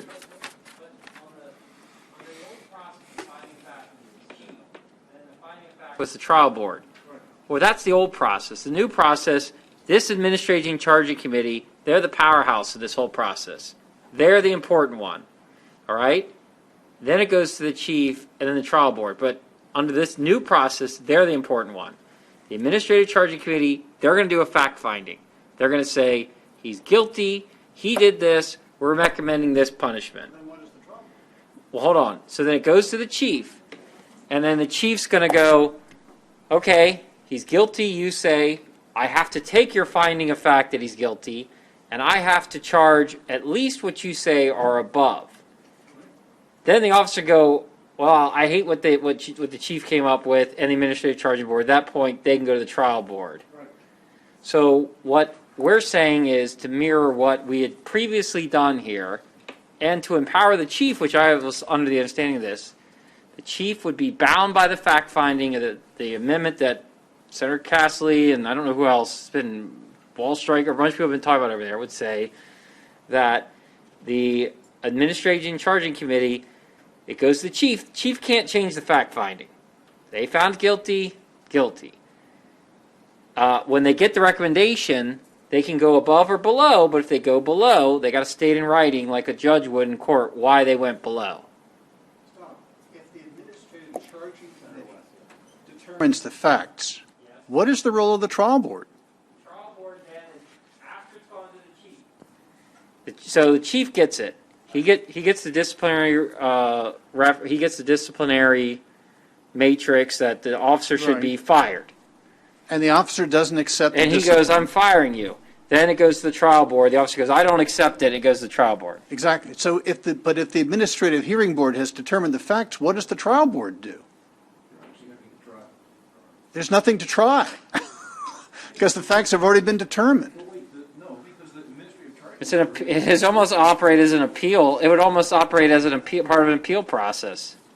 That doesn't make any sense. Well, I mean, look, I'm operating what the House came up with, but I just think you should give the chief more. I think the amendment makes sense in that I would not lock a chief in on the administrative charging board's discipline. I would give the chief more latitude, but I would think it would be more comforting to committee to lock in the chief to the fact finding of what they said. You can't. All right.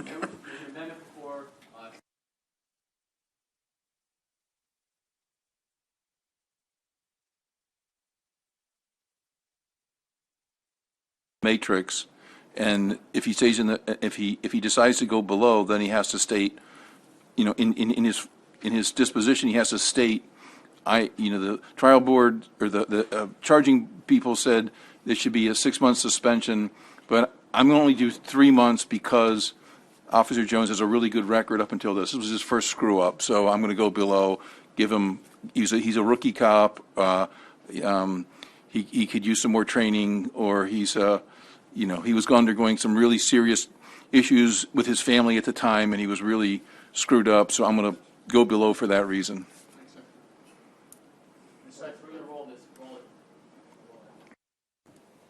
Vice Chair Waldstreicher. No. Senator Lee. No. Senator Castleton. Yes. Senator Hedelman. No. Senator West. Yes. Senator Sidnor. No. Senator Jackson. No. Senator Bailey. Yes. Senator Carter. No. Senator Huff. Yes. Chairman Smith. No. All right. Amendment fails. Keep moving. All right, let's take this. Let's gonna take a 5-minute break for folks to stretch your legs, get some water.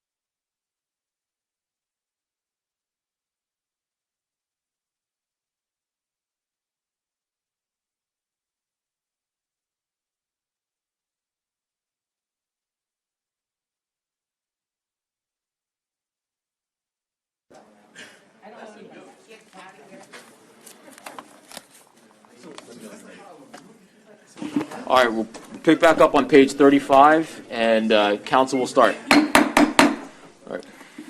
So starting off on page 35, the beginning of the page discusses the referral for the trial board if the officer does not accept the chief's offer for discipline.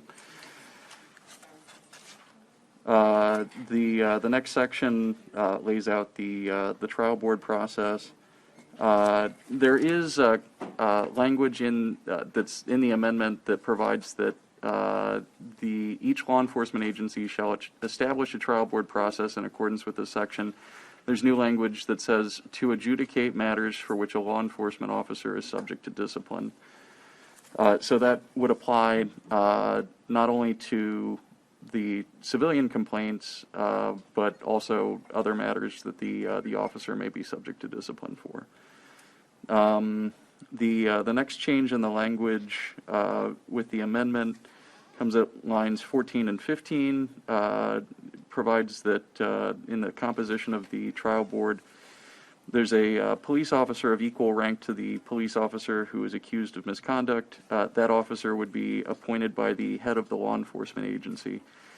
Senator West, It wasn't part of an amendment, but it's part of the original House bill. In lines 10 and 11, it says the trial board shall be composed of 1, an actively serving or retired administrative law judge or retired judge of the district court or a circuit court. Remember, there are trial boards in every single county. I suspect there are a bunch of counties in the state where there is no actively serving administrative law judge or retired judge living. I'm guessing Somerset County probably has one judge, one circuit court judge, one district court judge, and who knows whether any retired judges of that type are there in the county at all. So I don't think this works. We need to provide for a member of the trial board other than a retired judge. Why don't we just replace their trial board with the trial board that we did? 2 civilians and an officer of higher rank. Yes.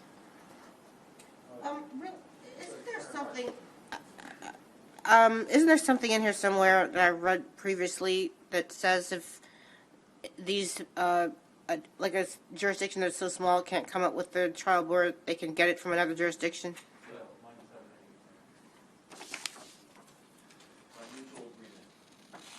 So would that not take care of the problem? What did you say?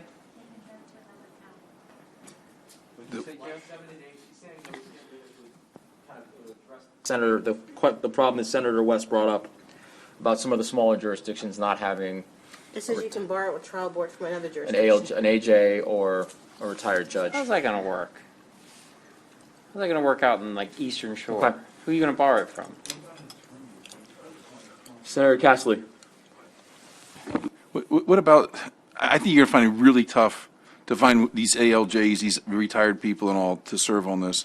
If you just have an attorney that's appointed by the county legislative body, I mean, it's good to have that legal experience because it is a trial board. You got to admit evidence and rule on admissibility and that kind of stuff.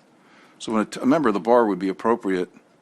And if you just say an attorney appointed by the county legislative body.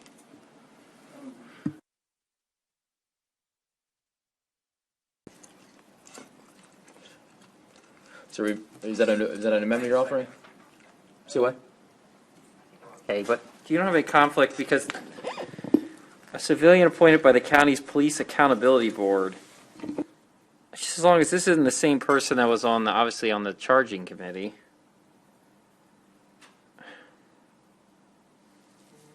I'm just trying to think it because this is 3 separate processes here. I don't know. I mean, that sort of gives me heartburn. We're kind of mishmashing all these things together. Was not a member of the board, then it couldn't be one of those Why do I people. want a civilian from this police accountability board for the trial board too? We already had a civilian on the administrating charging committee that was from them. Like, I think they've already had their shot at the officer. They got their shot at the charging board. You're going to give them another bite at the apple on the trial board too?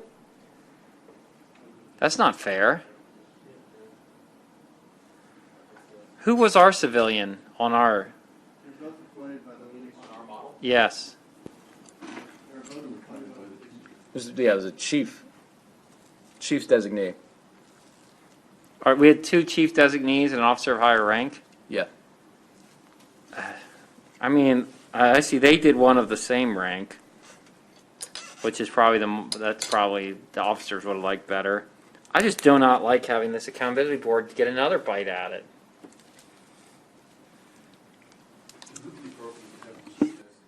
There. It would be appropriate to have the chief's designee in there. And, no, he's not. It's one by the law enforcement agents at the head of the, I'm sorry, that is the chief. So it's a officer of equal rank. Then there's no senior officer. That's the problem.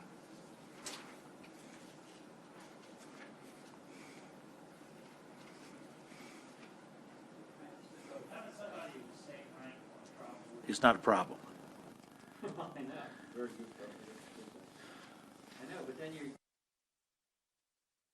And it's the other 2. You're not going to have an ALJ available. And number 2, you're giving the police accountability board another bite at the apple. So that's not a good one either. So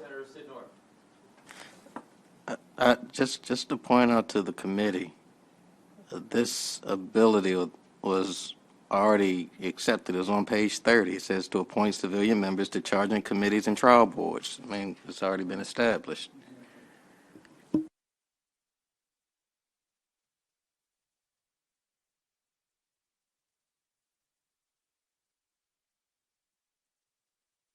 I didn't agree to. I'm just trying to get through it part by part, and I personally think this is a bad composition because you're not going to find number 1.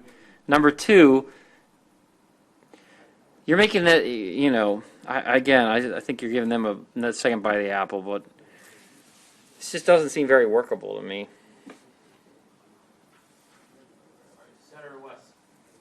How about a practicing attorney in the county or a retired judge of the district court or a circuit court as determined by the county legislative body, number 1. Number 2, a civilian appointed by the county's police chief. 3, a police officer of equal rank appointed by the head of the law enforcement agency. So now you've got a police officer and you've got a civilian and you've got a practicing attorney or a retired judge, and every county has a practicing attorney.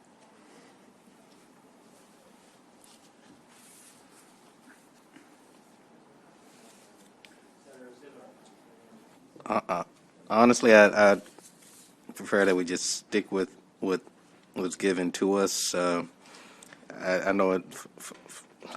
I personally, I don't want to give this type of power over to our county council.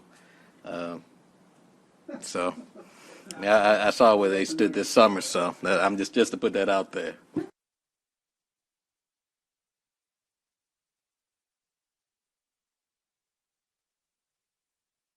Active attorney or retired. He made number 2 an appointment of the chief, is what he said.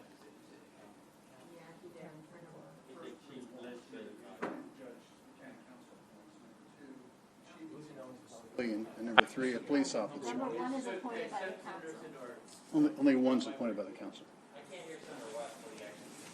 I'm sorry. No, he had mentioned one of the appointees being done by our county council, and I'm just saying for the record, I'd prefer not to give that authority to them. I heard him to say a practicing attorney or the retired judge that they have in. Number 2 appointed by the chief. Number 3 leave alone. So I thought that's what I heard. Problem with number 1 is who's even if we left the current language, who's appointing that? It doesn't provide. That's a gap. Somebody has to appoint that person in number 1. If we don't provide that, so who's appointing that person? And all Senator West is saying, well, they didn't say, so we'll have the legislative body appoint that person. And then he's also addressing the problem that you may not be able to find a retired judge who wants to do this. So he's just saying an attorney or one of those people. But we got to fix it.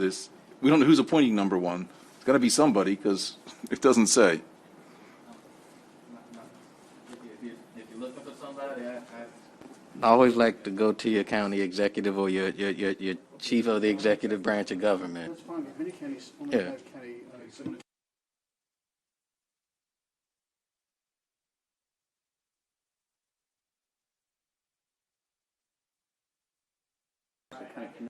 Summarize it. You want me to move the ball along? Their proposal is the county executive appoints a practicing attorney or a retired administrative law judge or retired district court judge, a civilian appointed by the police chief, 3, and then leave 3 alone, a police officer of equal rank, because that makes sense. You get the pro-chief guy, the pro-police officer guy, and then the independent person, in theory. No, that's only, well, it's 2 civilians and 1 police officer.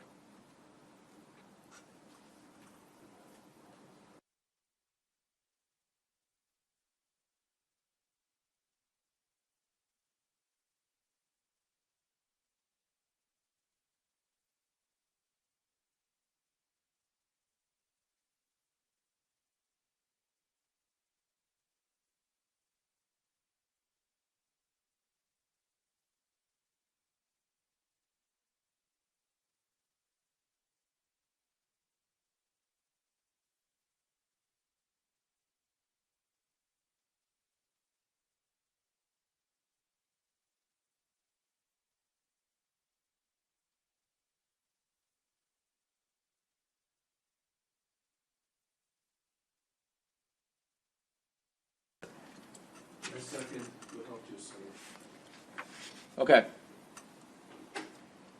Let's roll it. Vice Chair Wadstricker, No. Senator Lee, No. Senator Castle, Yes. Senator Heddleman, No. Senator West, Yes? Senator Sidnor, No, thank you. so polite. Senator Jackson, No. Senator Bailey, Yes.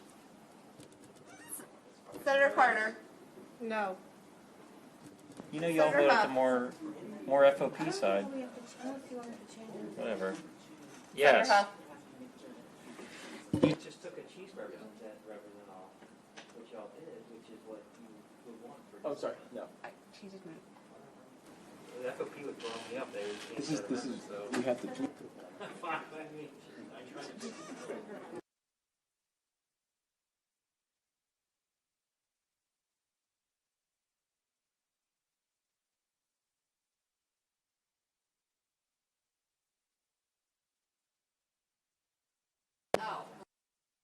Chairman Smith. No. All right. We still have a problem with regard to who appoints number 1. So I would suggest that it be a county executive. And if people are really troubled by it being limited to an ALJ or a judge, then I would say an acting attorney who has no interest in the proceedings whatsoever. A disinterested, deconflicted attorney. And no one is listening whatsoever. I just put something out there into the ether. And no one is still listening.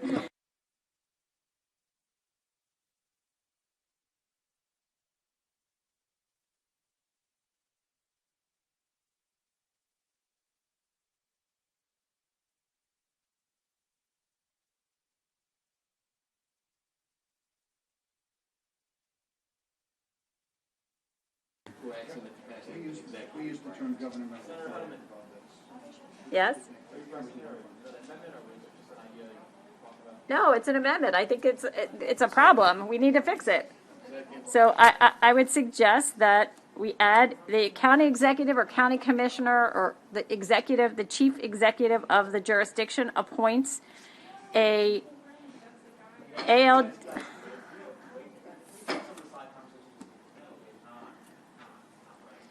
The chief executive of a jurisdiction appoints a retired ALJ, a retired judge, of the district court or a circuit court or a disinterested, deconflicted attorney.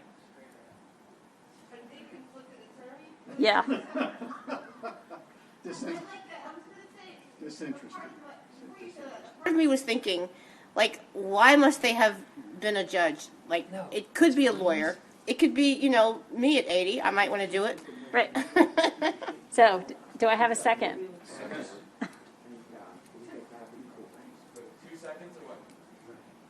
I'll be on third.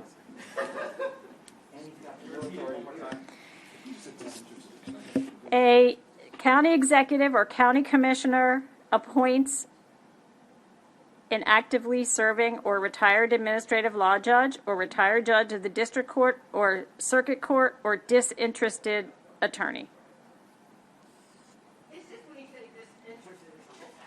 That was Senator Cal. I don't know the term of art, but you know what I mean. Is there another term that's like this? Right. Something more. Do you have a suggestion? Other than disinterested? Or deconflicted.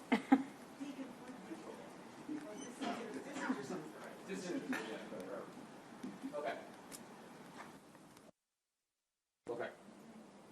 Vice Chair Waldstreicher. Yes?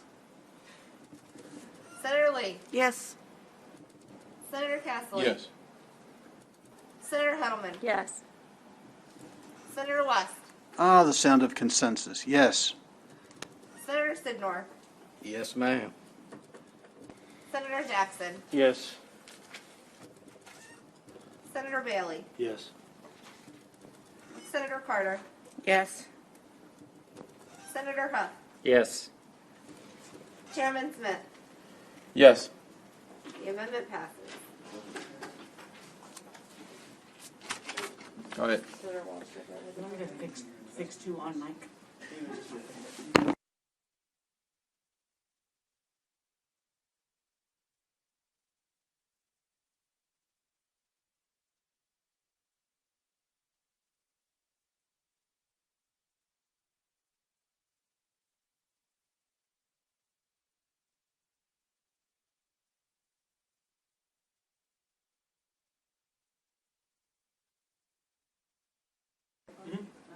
Thank you, Mr. Chairman. Just as we're in this section fixing things, in number 2, we just need to clarify, as someone mentioned earlier, that the civilian appointed by the county's Police Accountability Board is not the same civilian appointed to the Administrative Charging Committee.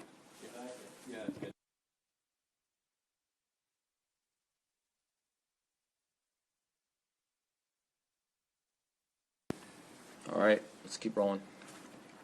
All right, I guess I'm on page 36. All right. So Can you get Senator Huff, please? 3-107, we went through this whole section and completely changed it differently, and this is how they can be suspended without pay and everything. And I would prefer we take our section the way that we did it, which was basically they could be suspended without pay, but it said it was a criminal charge of, I believe it was a felony, criminal performance in duty, a crime performance in duty, dishonesty, deceit, misrepresentation. We laid out criteria when they would be removed or suspended without pay, and this language is very broad as it is now. And I would prefer we take the language that we adopted and already debated long over.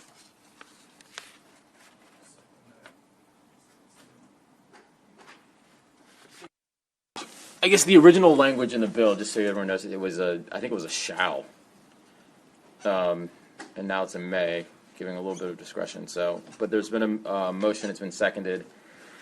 Do you want to roll it, or what do you want to do? Whatever's easier to have. Where are folks? Is anybody opposed to taking? Yeah, where are folks? Where are folks? The Senate position that we actually already passed and voted on there? Let's just roll it. Vice Chair Waldstreicher. I'm sorry, go ahead. So, he wants basically for this process to replace it with the process we passed in the Senate. So it would strike I don't know. Yeah, subsections A and B.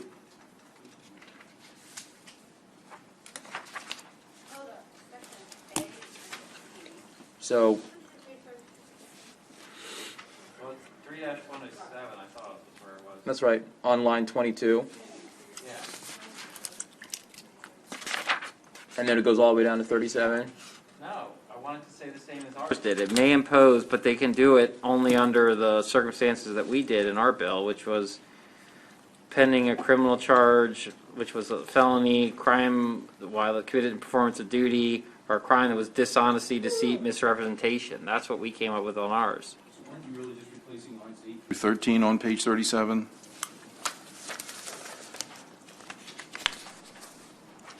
That's what your motion really Fair is. enough. As I hear, it's lines 8 through 13.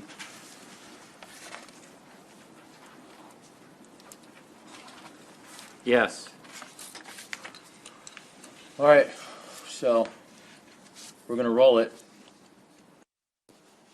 Vice Chair Waldstraker. No. Senator Lee. Senator Lee, you're up. Senator Castley. Yes. Senator Heddleman. No. Senator West. Yes. Senator Sidnor. No. Senator Jackson. Pass. Senator Bailey. Yes. Senator Carter. Yes. Senator Huff. Yes. Senator Lee. No. Senator Jackson. Yes.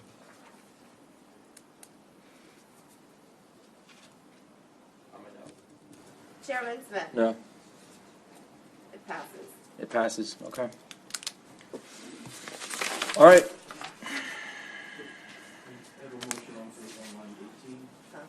Hold on, what page? All we were doing was putting the Senate version in that we did before. Yes, I don't know why they were all Can we hold on? Can we please, guys? Can we? Senator Castley, can we turn his mic on and let's hear what you got going on? Am I on? Okay, so my amendment is on page 37 in line 18 to change the shall to a may, just as it was in the preceding section.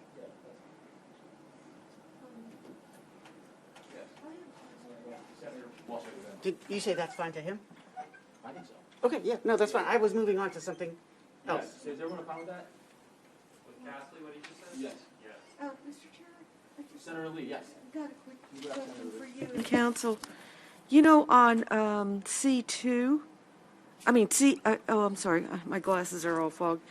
C3, when they commit a misdemeanor related to domestic violence, and they get a PBJ, isn't that a disqualifying crime? They can't carry a gun, right? So if you can't carry a gun, you can't really be employed, right? What's that? They can do what? Desk clerk? Oh, I see what you mean. So they still could be employed, but they just can't. Okay. Even though they can't carry, even though they're not allowed to carry a gun because they got a PBJ for domestic violence, right? So the may would still be okay. It wouldn't conflict with number 3, right? So, okay. We did that last time. Probation before judgment, we struck that. We did. Yes. Everything after or. Senator Jackson. Now, I was going to just remind us that we had struck the PBJ, everything after or and C, and then 3.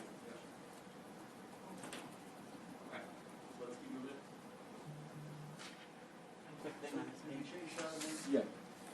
I'm trying to get them not to repeat something. But yeah, go ahead. Is that related to that? Yeah, Okay. Yeah, I'll stop at Jackson. Okay. Thank you, Mr. Chairman. On line 16, on the back pay, we need to include all not guilty dispositions. So line 16, it says found not guilty. We need to include other not guilty dispositions, so not guilty, acquittal, null pros. I think that's Yeah. generally what we do. Yes.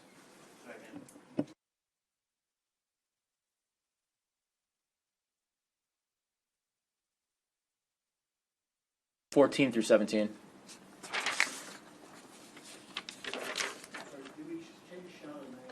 We did.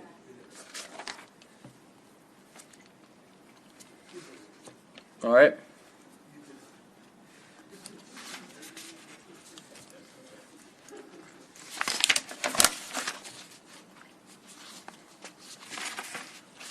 I don't have any other questions to page 44. Okay, hold on one second. Let's get Jamie a chance to catch up.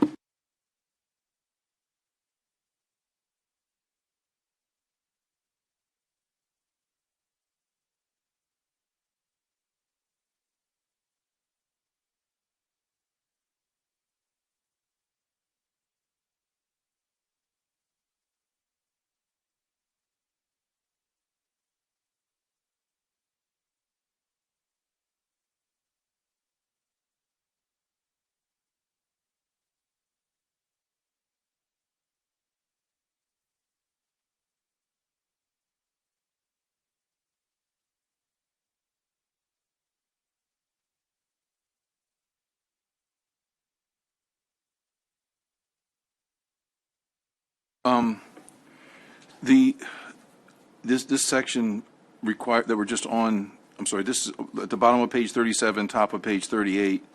The officer can be required to submit to a polygraph examination. And we say that if he's required to do that, it's not admissible in a criminal proceeding. But we should also, if we're going to say that it's, at least for the polygraph examination, that shouldn't be admissible in a civil proceeding either, but maybe that goes without, pitch that to counsel. I mean, compelled polygraph examinations, maybe those are already excluded. I'm not sure, just in normal civil law that, I mean, you can't, if you're subjecting people to polygraph examination, it shouldn't even be discoverable in a civil proceeding. The law on that, Senator. I mean, you can't compel any of us to submit to a polygraph examination in a civil proceeding. I mean, you could force somebody to get a blood test or some of these other tests, or even interrogation, but it's sort of like a deposition. But certainly a polygraph examination shouldn't be discoverable or admissible in a civil proceeding. So my amendment would be, number 4, that, or another sentence, continue on number 3, and the results of a polygraph examination would not be discoverable or admissible in a civil proceeding.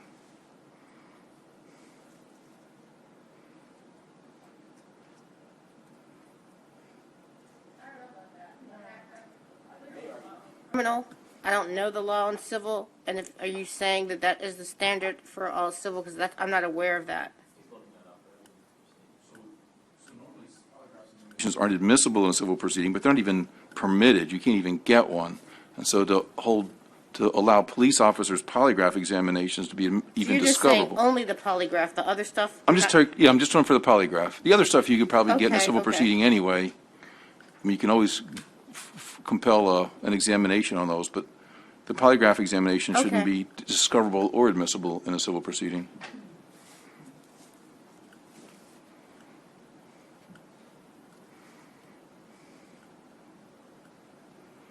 Okay.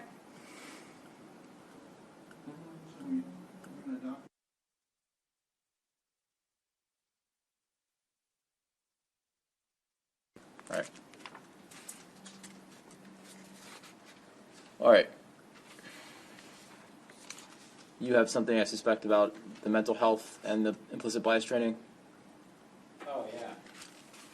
I guess my question is, somebody can explain to me.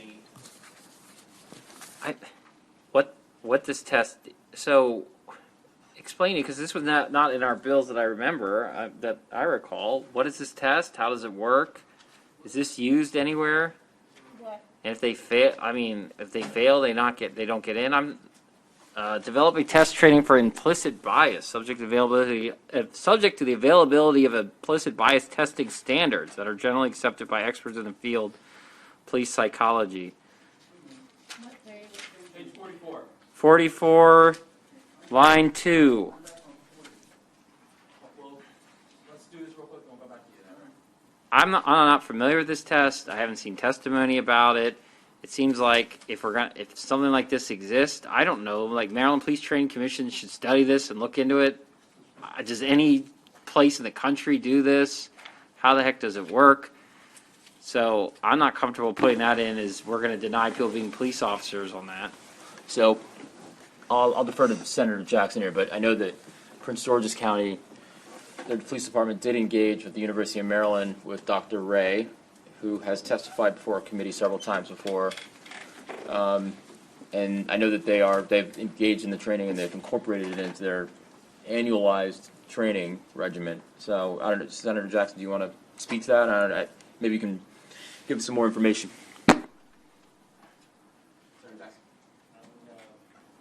Look, the only thing I'll say is that's true, and the sheriffs have also dealt with that a little bit down there. But I mean, we have put forth directives to the Training and Standards Commission to develop those plans. I mean, if that's what somebody wants, I mean, the Training and Standards Commission can actually get that done as well. But I do know that the folks in the county have engaged in that process. No, I mean, that's as far as that, to the extent that I'm aware. But I will say that in my presentation today to the judiciary regarding SB 608, the public safety article, we incorporated some sexual assault. So there were some enhancements to the training, as the council knows about. And I mean, if we're looking for a place to put that, we have the Regulatory Standards Commission. So I always like to throw that out there.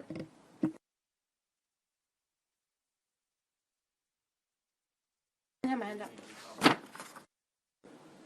Yeah, no, is there a motion pending right now, or? So I have, my motion is on that section K to strike the testing and the testing requirement. The training's fine, but to use this to require a testing, because we're testing both new officers. If you fail the test, then you can't be an officer. And if you're an existing officer and you're tested, then you can't continue to be an officer. So my motion is to strike the testing requirement based upon implicit bias. Everything I read on implicit bias says, even if you have an implicit bias, the issue is whether you display that bias. And just because someone, because of their life history, may have an implicit bias, as long as they recognize that and control it, that should not disqualify them from being a police officer. So my motion is to strike the testing requirements. Got it. Throughout the I understand section. where you're coming from.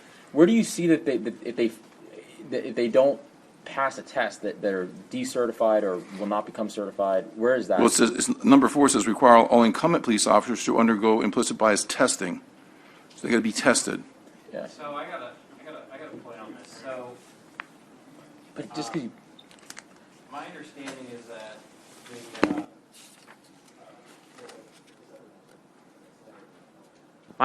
is that the psychiatrist on the training commission testified against this part of it, and then we also ran into this because there were previous bills and requirements to have psychological testing on current police, and the actual people we put on the commission that were the psychologists said, no, we can't do that. There's HIPAA problems and all kinds of things. So my understanding is they've never wanted to get into, this has been tried for years to do psychological testing on current police, and it's always gotten backlash from the actual psychologists that we put on the training commission. I mean, I've actually taken this. Harvard University has an implicit bias test that you can do on your computer for nothing, and I just looked it up. So it's you are assessed based on, you look at a series of photos, et cetera, and it looks at your implicit bias on gender, race, skin color, weight, and more. So I don't have any problem with, I don't think there's anybody or anything saying here that someone shouldn't be employed because they don't do well on the test. I think it is a mechanism for, totally appropriate for them to use to examine kind of your own history and how you look at things. And then it talks about training and how you might be able to overcome your implicit biases. So I don't have a problem with this being in here, and I would support it. It's not punitive. You won't be punished if it does show that you do have an implicit bias. And also, it says testing standards that are generally accepted by experts in the field of police psychology. I think it's a helpful tool because sometimes you don't know you have those implicit biases. I don't see anywhere. Where do you say where it doesn't? Where is it where it says that you would be punished? If it's for new officers, which it's saying, they're not going to hire them if they fail it. And it doesn't say for current ones, they try to test it. It's not going to, it doesn't say. Well, where does it say they'll get punished if they? If you don't say they won't be punished, they clearly can't. Where is it, Miss? Where? Paragraph number 2, it says require all law enforcement agencies to use the implicit bias test in the hiring process. So presumably, I mean, to me, that means. Well, it doesn't say that you're not going to get hired because it's a factor in the hiring process. Because they find out that you do have a. It just identifies. It's not a pass. Yeah, it's.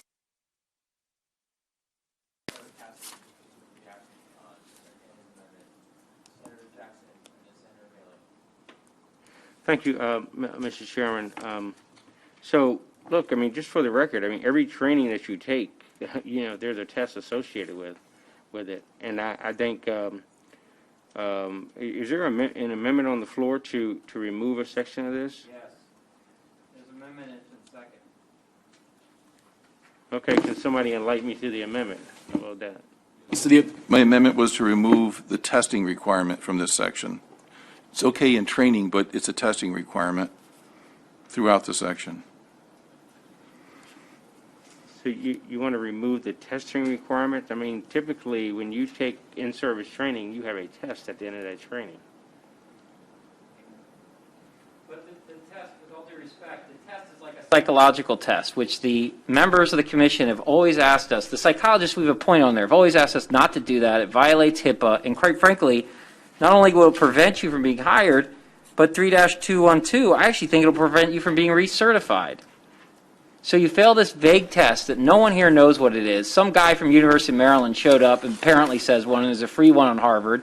We don't even know what we're approving here. And what we're going to approve on some tests that none of us have seen. No one testified in this committee in favor of it. The House sent it over, and the psychologist on the committee said, don't do this. And yet we're going to approve it, and somebody's not going to get hired or someone's not going to get certified. This is a bad idea because we don't know what we're doing. Let the training commission come up with something, and then we can come back on it next year. So I think I'm sitting here reading this, and it says require all new officers to complete implicit bias testing and training. Yes. Require all incumbents to undergo it. Yes. And then they'll fall under it. I think they'll fall under if they fail to meet the standards under 3-212, you can't recertify them. They fail it, or they come across with a problem, which no one exactly knows because there's no test. So if we want to create a hypothetical test to prevent the hiring officers of recertification based on no testimony, and the only people that know anything about it came in and testified against it, the people we actually put the psychologists on the commission, it's a bad idea. So I guess look. So do we take out all testing for in-service and entry-level training? Take out one for this test. Why this one? I just went through the whole thing. So I guess here's what's the deal. I hear pretty well. I mean, my look. This is also about continuity. I don't see where it says somebody gets dismissed, and quite frankly, how are you really,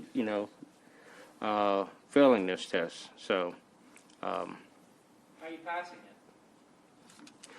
it? Run the vote. So So here's the deal. I don't think, Senator, I don't think it's clear that you're decertified or that you're not recertified if you fail this test. That we don't know what the test is, I guess.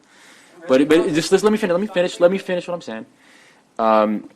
it is, but then your second point about, well, if you fail this test that we don't know as to be defined, then, who is going to hire you or research? I don't know. Where does that information go for the failure of the test? Does it go in your personnel file? Is it just shed? I don't know. All right, let's go. Let's hold on one second here. Senator Bailey's been waiting. We'll go Senator Bailey. We'll go back to Senator Jackson. We're going to go back to Senator Castley, and we're going to move on this one way or another. So, there's some life lessons, but the whole thing is about when you take and say, well, there obviously is a standard in somebody's mind when they say, require all new officers to complete implicit bias testing and training. Okay, so it says, and the way it says that, I'm going to differ with my colleague from Calvert County. If it had said we're going to train somebody and then we're going to test them like we do in service, then it would have clearly said training and testing, but it doesn't. And it says a new hire, somebody that is just coming off the street, right? We're going to say, we're going to test you first because we're looking at this. This is a bad idea to test people. You don't know what you don't know. We should train these people first. We should go ahead and work with training on implicit bias before we start testing people. And at the to your point, if we do a training, then yes, there can be a test at the end of that to make sure that they understood the material that they were trained in. I think everybody agrees to that, but the fact is to develop a test, and that's the first thing we say. We're developing a test, and that is a problem. So let me just offer this. How about the commission shall develop and incorporate implicit bias training at the entry level and in-service level, in service. That's it. That gets you where you need to be, and you're adding that to your entry level as we do so many other things, and then you're adding it to your in-service.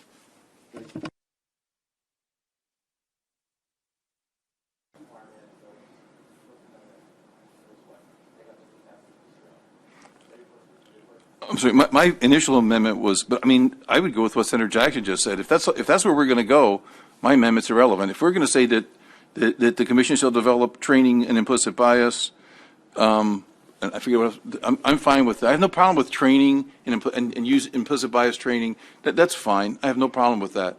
It's just that my problem with the test was, if you get a test, the test results go in your personnel file. Now you're up for promotions or hiring or retention, and you've got this implicit bias score in there, and that's what testing, because it doesn't say a confidential test. It's not like what Senator Hedelman was saying, is I go online, I look at it, I test myself, I say, wow, I don't score so well here. I need to think about myself. No, they're testing you. It's going in your personnel file. Now you have just like your PT readiness scores, your weight issues, all those things in your personnel file. Now you got this score in there. You're like, oh my God, and it's just not. That could be, I would suggest, more than a little bit detrimental to an officer's career. So, Senator, I'm perfectly fine with your amendment, just that they develop training for implicit bias and require the training for all new recruits and periodic for officers in the force. All right, let's go understand the first one first, because okay, my Senator initial, Jackson, you removed the annual requirement for implicit bias training with your amendment. So that's just to be clear on that. Actually, hold on a second. I said incorporate or develop implicit bias training at the entry level and for in-service training. And then you going to roll my motion TSC, initially? and then the Training and Standards Commission, because every training that we get are not annually. You don't have to get recertified on that every year. It could be one of those, and that's what the Training Commission comes up with. If you want it annually, then you say annually. So to Yes. what Senator Jackson was offering, I think this would probably be the place where it would plug in is 3207 of public safety, which is actually shown on page 42 of the reprint. So that's the commission's powers and duties. That's the training requirements. So entrance level police training and as determined by the commission for in-service level training. Right. And you would just add implicit bias training. How often is that in-service training given? It could be annual, could be. Some are annual, up to anywhere from 1 to 3 years. But the commission, I mean, look, we establish the commission. If it's determined that you need it every year, then so be it. But that's what their job is. They're the regulatory commission. They're the ones that say, do we think we need this annually? And if they do, that's what the agencies will do. So Jamie, wouldn't you put it like his number on top of page 43? It says training regarding sensitivity, culture, and diversity, and then implicit bias training too, like line number 2 on page 43. It seems like it would fit there really well.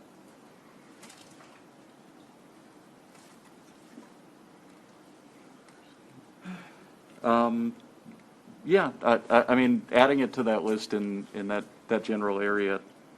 Yeah.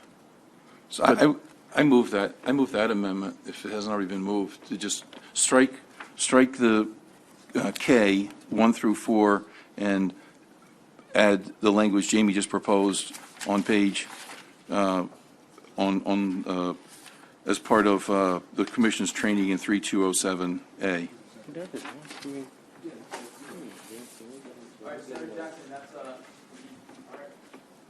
Absolutely.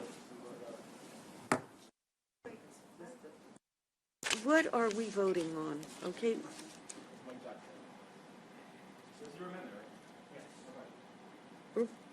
on your amendment? Vice Chair Webster. Yes. Senator Lee. This is taking out testing?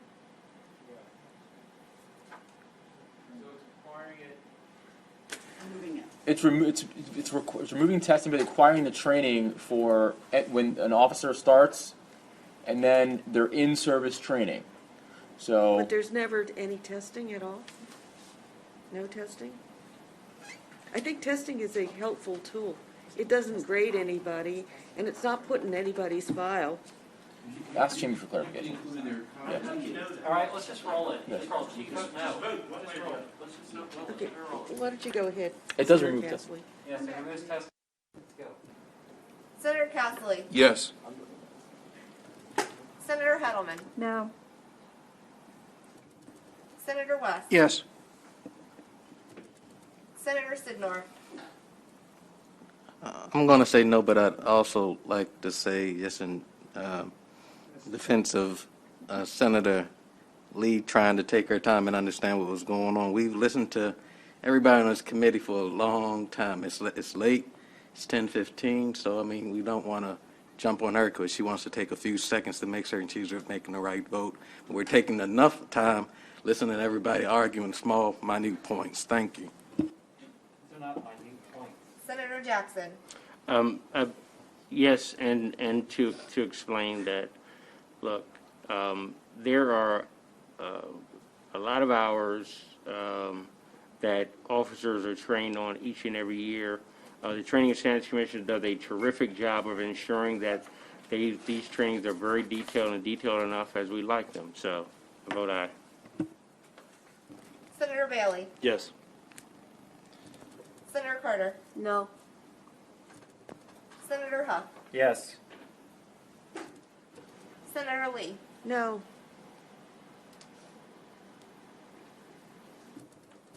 Chairman Smith. No.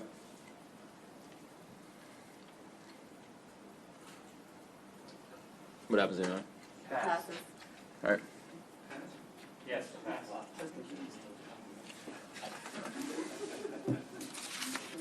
Okay, so let's, hold on. So Senator West wants to go back to page 41. 40.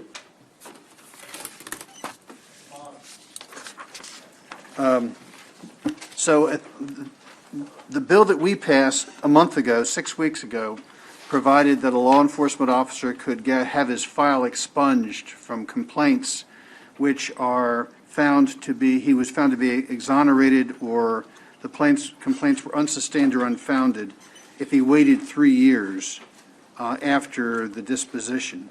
This bill says they can never be expunged, ever, no matter whether or not they were found to be, he was found to be exonerated or the charges were unsustained. I would like to replace the expungement provision in this bill with the expungement provision in our original bill, which was found at section 3-113. This is section 3-112 of this bill.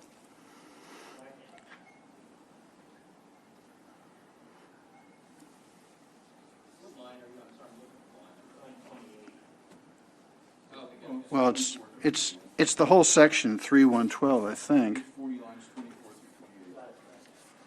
Right. If you'd like, I can quickly read you the language from our earlier bill. You want me to read it? If that's your amendment, to replace it. Okay. On written request, a law enforcement officer may have expunged from any file the record of a formal complaint made against the law enforcement officer if the law enforcement agency that investigated the complaint exonerated the law enforcement officer of all charges in the complaint, or determined that the charges were unsustained or unfounded, or a hearing board acquitted the law enforcement officer, dismissed the action, or made a finding of not guilty, and 2, at least 3 years have passed since the final disposition by the law enforcement agency or hearing board.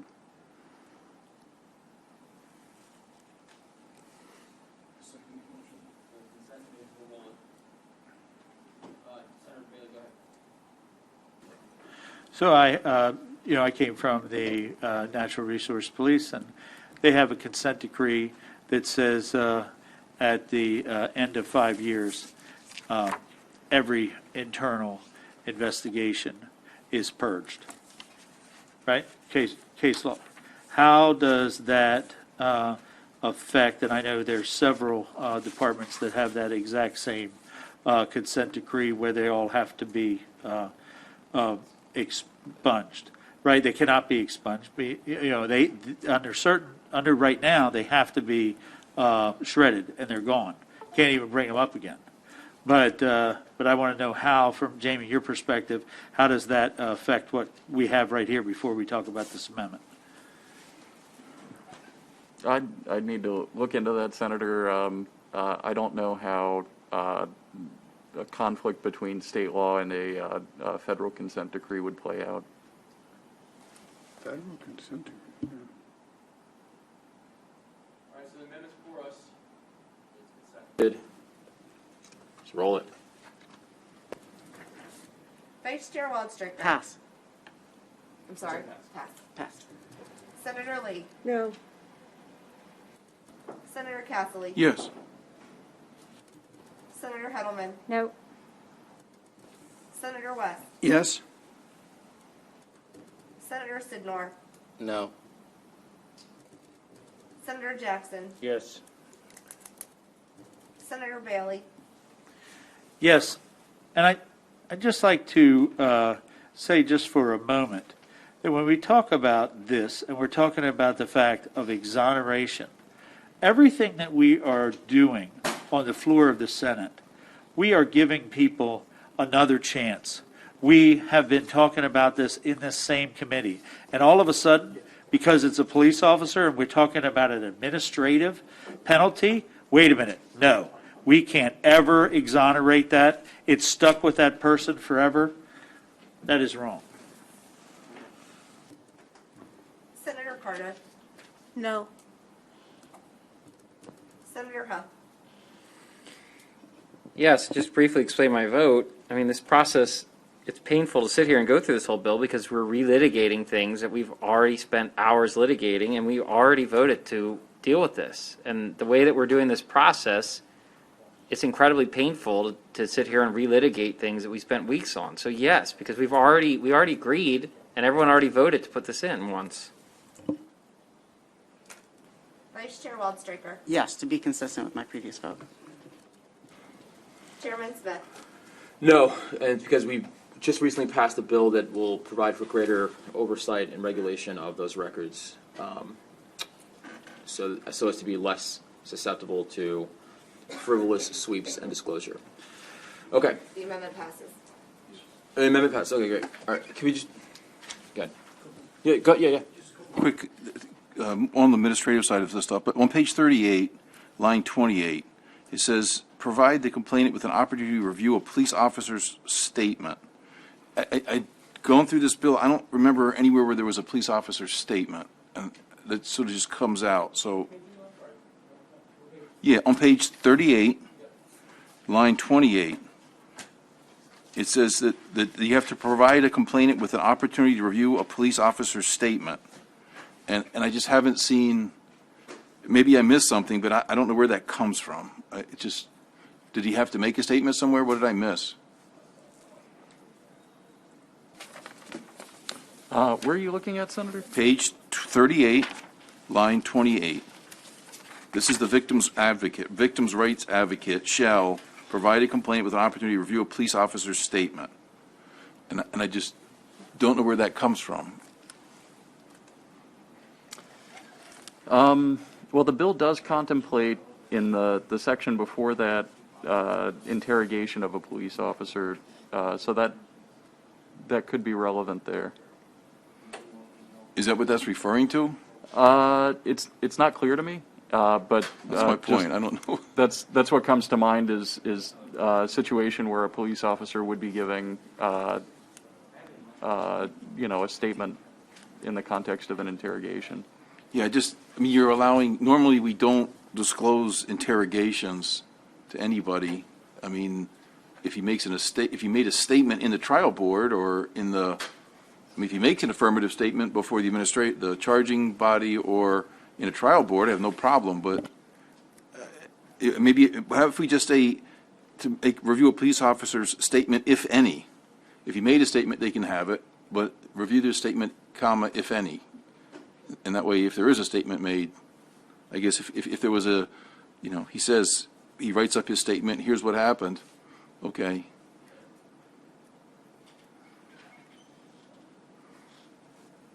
Is that okay? Okay, and then one more, I have a question, this seems odd, Jamie. On the next page, 39, in lines 12 through 21, I don't have a problem with the substance, but I just think these don't belong here. I'm not sure. I think somebody might have, suddenly under a section dealing with the victim's rights advocate, hiding under there, we have these provisions about the directions to the investigating unit shall immediately review a complaint. The Administrative Charging Committee shall review the complaint. I don't have a problem with these timings. It just seems to me that this is in the wrong spot on this bill. It's an odd spot to put it in. I would never, this is buried under the victim's rights advocate. Seems to me like that'll be in the process earlier, and I don't know exactly where, but I would just ask that we just give council discretion to relocate those provisions to a more appropriate part of the bill. And that's my amendment. Just give him the authority to relocate those things. Second. It's clearly correct. This is in the wrong place.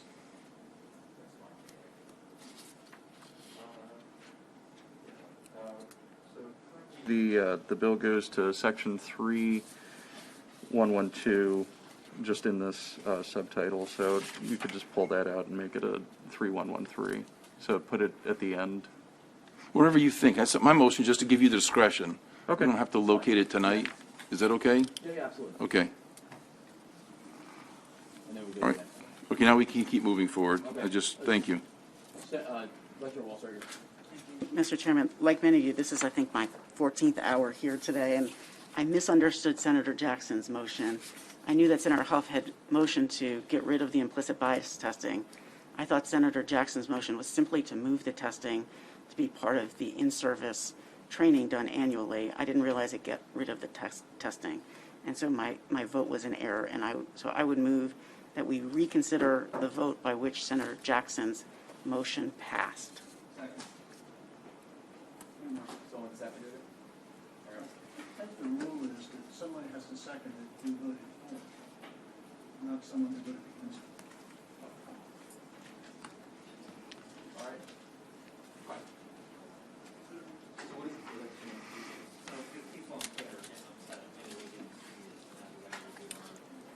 No, this was a genuine confusion on my part. That's not fair.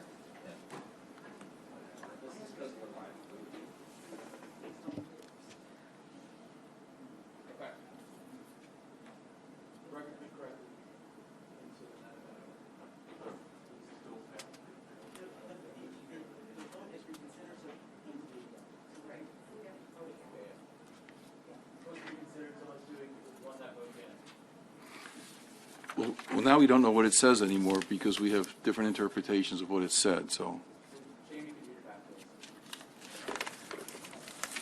So it would be just the language of the text in the bill. Page 43 would provide, and I'll just read the lead-in from page 42. The commission has the following powers and duties to require for entrance-level police training and as determined by the commission for in-service level training conducted by the state and each county and municipal police training school, that the curriculum and minimum courses of study include consistent with established law enforcement standards and federal and state constitutional provisions. Next page, training in implicit bias. And with that, you would be striking on page 44 the language in lines 1 through 10 providing for the implicit bias training and testing requirements. So rather than rolling the vote, can we just ask the vice chair, what did you think it said? What did you think the motion was? We can maybe move that and try to cut this short. What was it that you thought was an appropriate motion? Really confused right now, and clawing back my memory from 20 minutes ago would not be the best move right now. Suffice it to say, I misunderstood the motion, and I appreciate the courtesy of my colleagues here. So just, I guess different committees do this differently, but to reconsider the vote to change something that we've already done, how many votes is needed to do that? So it's chair's discretion, and since this was an honest error, this hasn't happened yet this session, and it's an honest error, so I would grant the same courtesy for anyone that made an honest error in their vote. Senator Jackson. I just want to, so when there is a training commission, their job is to train individuals, whether it's entry level or in service, or be it in a business or be it in public safety. And there's always a qualifier at the end of that training. Somehow, somewhere, that agency has to be able to certify that Mike Jackson took a test, or that Mike Jackson took a training, or that Mike Jackson completed some task. So are we talking about how we articulate what a test is, or do we say that I just attended the training? And, I think you'll find out of all the training that's associated with the Training and Standards Commission, I don't think any of them do that, but that's just my comment.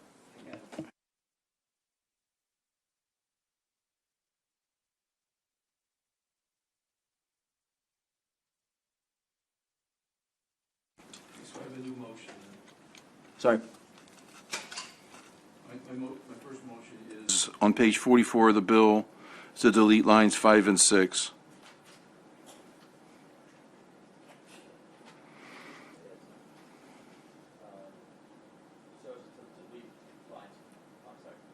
Five and 6, page 44, lines 5 and 6.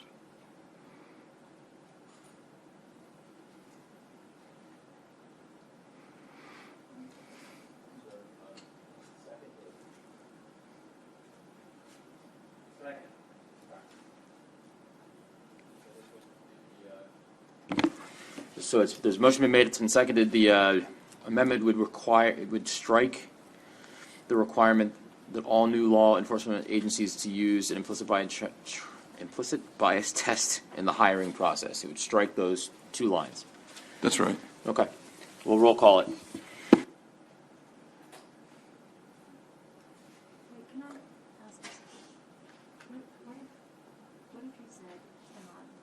It's page 40, page 44, lines 5 and 6. Yeah.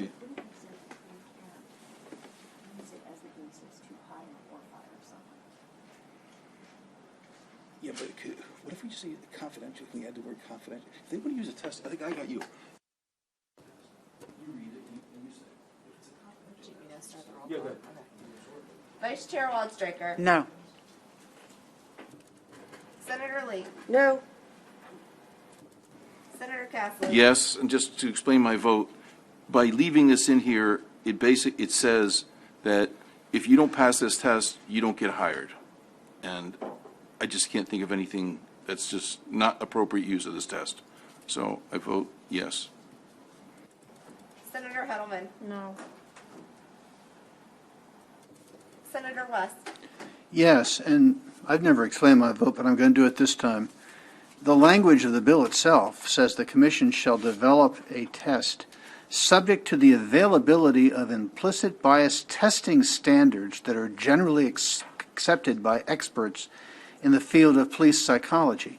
My understanding is that there are no such standards right now, that there's lots of questions about the validity of these tests. So if that's in the first paragraph of this bill, in the second, to require in the second paragraph that all law enforcement agencies use a bias test that hasn't yet been conclusively developed doesn't make any sense. So I vote yes. Senator Sidnor. I'm voting no, and to let my colleague know the Department of Justice back in 2016, they announced a new department-wide implicit bias training for personnel. So there is something that exists. There are some things that exist. I think hiring is the most important portion of what happens in our police departments. So that's to explain my vote. Senator Jackson. Pass. Senator Bailey. Yes. Senator Carter. No. Senator Huff. Yes. Senator Jackson. No. I'm done. Chairman Smith. No. The amendment fails. I have another amendment to propose. This is a clarification. Senator Cassidy. Yeah, it's just just to make really clear what we've just done, that passing of an implicit bias test is a prerequisite to becoming a policeman in the state of Maryland. That's my amendment. Just want to be really clear what we just voted on.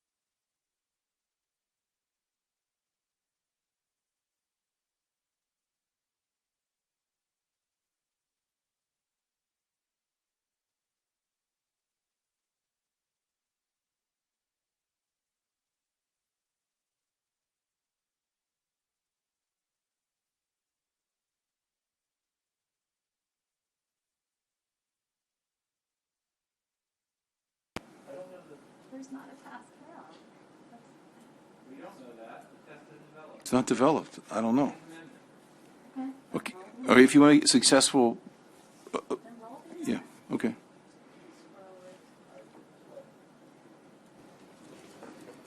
Vice Chair Waldstraker. Because now we're playing politics, no. Senator Lee. No. Senator Cassidy. Yes, and just to explain, I'm just trying to understand what the committee just voted on with number 2, because we're saying in number 2, require the law enforcement agencies to use the implicit bias test in the hiring process. I don't know what that means then, because if you're using it in the hiring process, that means you get hired, you don't get hired. I use the implicit bias test. Otherwise, you're not using it in the hiring process. How are you using it? You're saying your test score, you don't get hired. Your test score, you do get hired. Otherwise, it's not part of the hiring process. So we said it's part of the hiring process. We meant something by that. We said you got to have some kind of score in there, or you don't get hired. So I'm really confused where we are right now. I think if we're talking about playing politics, it's the wink, wink, nod, nod on what the heck we mean in this section. So I vote yes. Senator Heddleman. I vote no, and I would like to say that an implicit bias test is one tool among many that could potentially be used in the hiring process and be a factor for the hirer to consider in the course of the decision-making process. Senator West.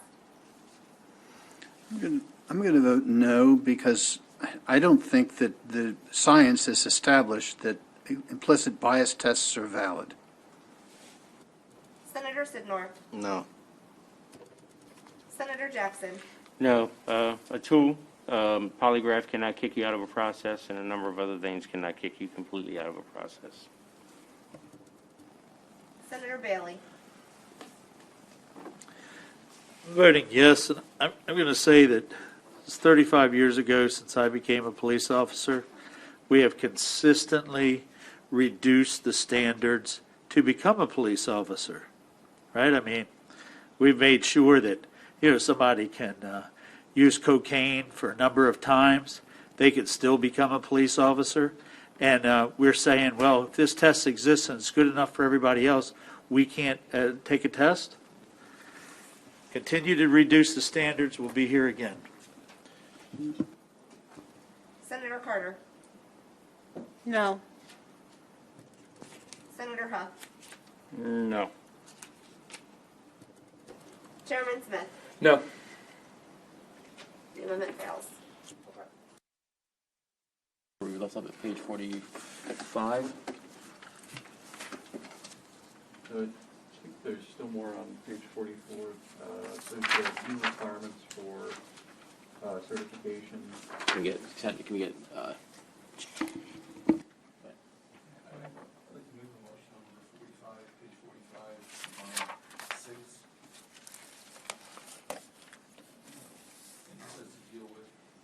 That for certification, that they have to annually submit, every year of their 30-year career, a police officer has to submit to a mental health assessment, and that can disqualify them from being a police officer. It also requires a physical agility assessment. So I view that as an affront to privacy rights of a police officer, a misapplication of mental health evaluations. So I move to strike a mental health assessment.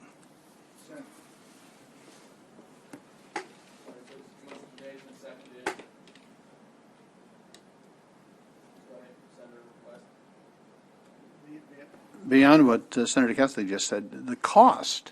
How many police officers do we have in this state total?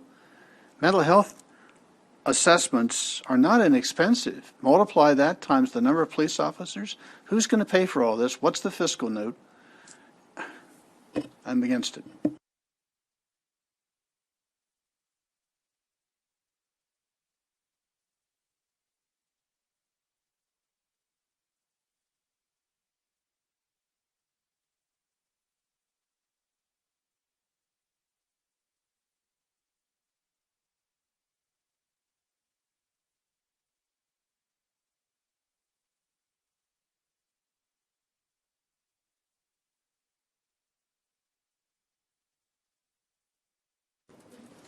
Vice Chair Waldstreicher. No.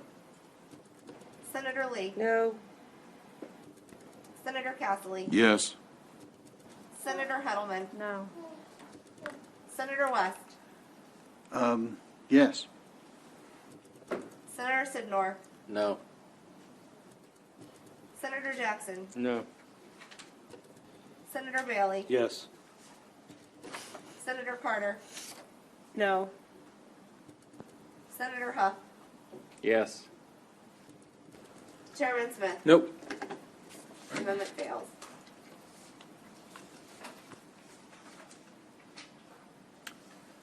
All right, Jamie.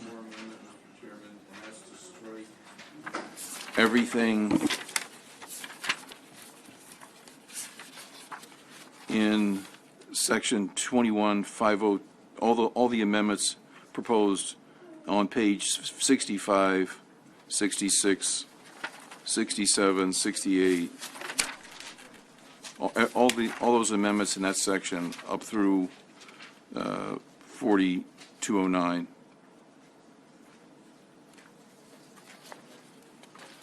this is everything, this is all about removing a law enforcement officer's retirement, forfeiting the retirement fund monies. And if there's a second on that, I'll explain. And I don't know, maybe council can edify us, but I don't know any other state employment position where somebody can go through a 27, 28-year career, mess up in their 30th year, and then forfeit all their retirement.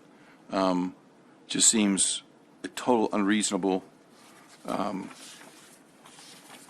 penalty. The police officer is subject to administrative sanctions, losing their job, and also criminal, they can still go to prison if they commit something in their 29th or 30th year of service. But to then go back and retroactively say, oh, those other 29 years where you were like an exemplary cop, all that retirement points you earned, they're gone because you messed up in year 30. I think that's unconscionable. So.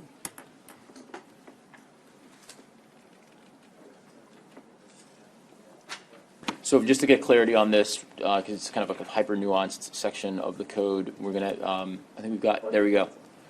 Mr. Ant, yeah, there you go. Yeah, come on up to the witness desk.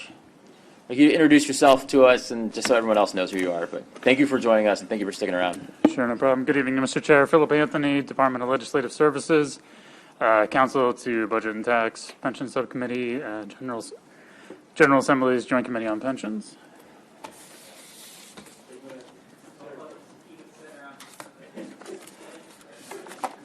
Some public servant, man. This is good stuff.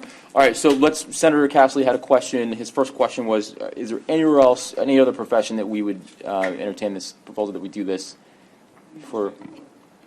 Any other state employees? Yes, these provisions that you're referring to are actually modeled off of existing statutory language in the Pension Code, Title 21, Subtitle 7. It's for the constitutional officers. In addition, the General Assembly's legislative pension plan has a forfeiture provision. Can I just ask, the constitutional officers include who? I mean, obviously the governor, the treasurer. Yep. It's in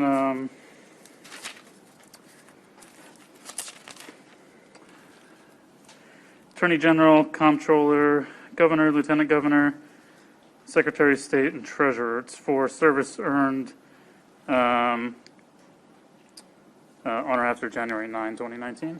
Okay, so and also for us as well as legislators, we have all known that's the case. So we're going to treat, so nobody else, all the other people, the thousands and thousands of people that work for the government, they're not subject to this. It's just the highest people who were, they're elected, in which great trust was reposed by all the voters of this state. So we're going to say, well, police officers are all going to be held to that standard. They're not going to get the pay. We're not going to pay them as much as the treasurer, the governor, and all these other people, but we're going to hold them to, financially, to that level of culpability, unlike anybody else, right? I believe that's the question before you. That's outrageous. Okay.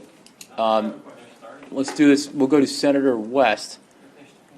But in addressing the council, just remember that he's here to provide us expertise and background. It's not, just want to Need to be attacking him at all. I was referring to our proposal. I appreciate you being here late at night and your testimony. Please, I thank you very much for sticking around in your testimony. It was not those comments were directed to the committee and not to you. Thank you.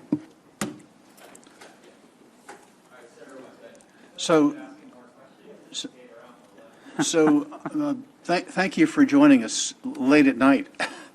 You see what we do now. I just ran down from B&T, sorry. Good. Well, that's great. Did you draft the language in this bill, or? The language in your reprint, yes. Okay, so this is what you drafted. So you're familiar with the language pretty well. What about the spouse of the policeman? If a policeman who's worked all his life in law enforcement does one of these, I think the word is qualifying crimes. Yes. Late in his career, and he loses not only his benefits, but also his pension, isn't that correct? So these provisions are modeled off of the existing statutory provisions, which were adopted in the 2016 session. Those provisions do include protections for spouses and dependents in a few ways. The first is that the forfeiture needs to be filed in circuit court, and in that process, the judge does have discretion on the extent of the forfeiture. And one of those decision points is to enter a domestic relations order providing for benefits for spouses and dependents. The other protection for spouses would be in relation to former spouses. When a member gets divorced, part of that divorce process can result in a domestic relations order providing for benefits for that former spouse. The provisions in existing law, which are included in the provisions before you, also make clear that a forfeiture order cannot affect an existing domestic relations order.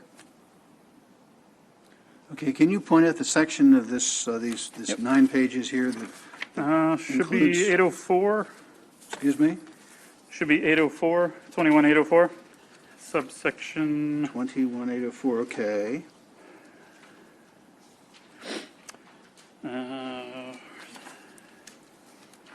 Subsection G. Subsection G.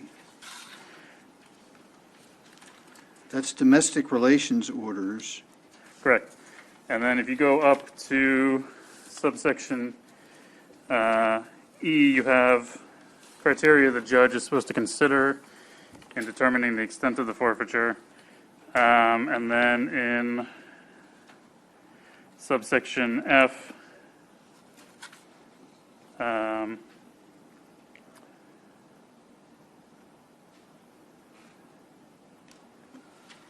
subsection F allows for the domestic relations order for the spouse's former spouse, child, or other dependents.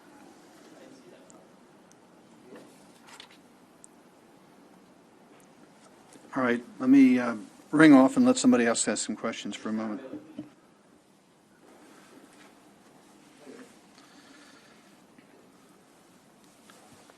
Thank you for coming down and talking to us, and I was just going to ask you a little bit about your expertise and background when it has to do with these constitutional officers.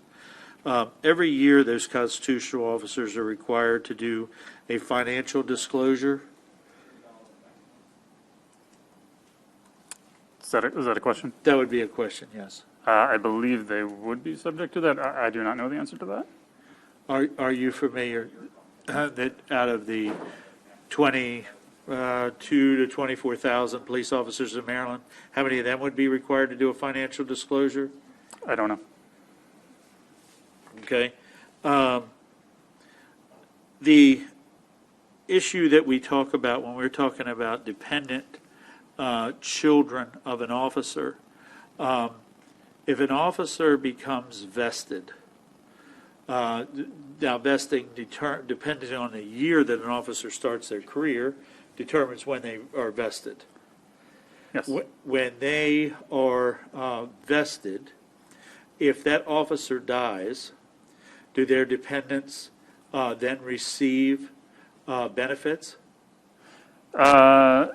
Yeah, provided they've hit the minimum. So the law enforcement officers' pension system and the state police retirement systems do have automatic survivor benefits for surviving spouses and dependent children when a member of those systems dies. There's varying death benefits, but if they just die, there's also job-related provisions too. But after, I believe it's 2 years for those plans, there is an automatic survivor benefit.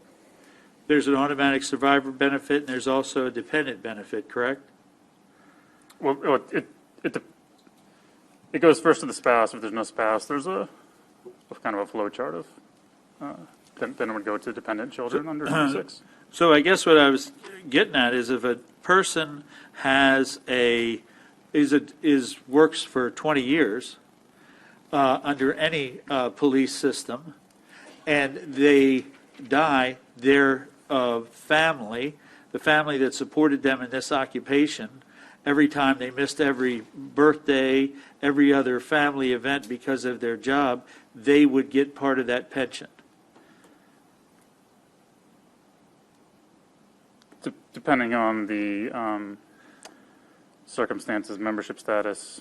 I mean, if they're dead, they're dead. I don't know how to depend on that, right? If they're dead, Well, if they're their no longer, families- if they're no longer a member of the system, if they're not vested, if they die before the Well, I use the 20 minimum- years as an example. I don't know of a single system 20 that's years, not yeah, somebody- vested after 20 years. 20 years, somebody would be vested. Right, okay. All right. Thank you. I would like to, talk about this just for a minute. Obviously, when we talk about all the police officers that are here, they do not file financial disclosures like what we do when we are here. Doesn't happen. They don't do it. They don't make the type of money that these constitutional officers make. The fact that all of a sudden we say, yes, this is a standard. The standard's set with these 4 constitutional officers, and we're going to hold the next 22,000 police officers that are out there to that standard is absolutely ridiculous.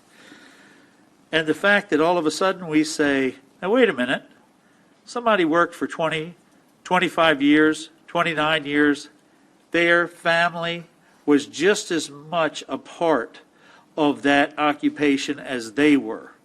And that is what they work together, husband and wife team, however it works out, you are working together, and all of a sudden, that person does one thing that is of significance, and we say, wait a minute, you know what? That spouse doesn't get a thing for all of that. This does not take place anywhere else in state government, except for, wait a minute, the 4 constitutional officers, and all of a sudden we're going to put 20-some thousand law enforcement officers in the same boat as those 4 people, and then try to justify, oh yeah, we're doing it somewhere else. This exists for other people. Come on.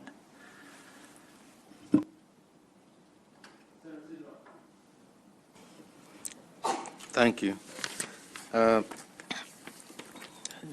just looking at the provision, there's 3 prongs that have to be met in order for this to occur. One that says the law enforcement officer was convicted of a qualifying crime.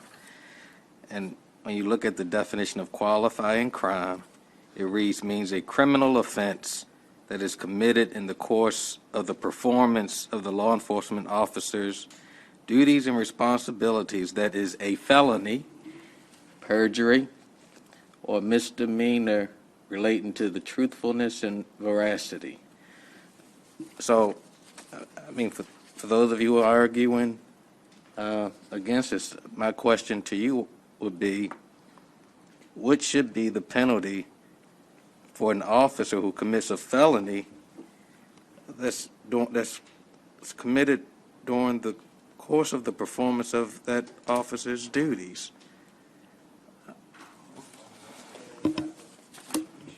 He should be prosecuted to the fullest extent of the law, and the judge should impose the appropriate punishment, which, under the scenario you just gave, would certainly involve probably substantial jail time and loss of their freedom and possibly big-time fines. And that's, as it would be for any other state employee, other than the 4 constitutional officers, they would all be treated the same.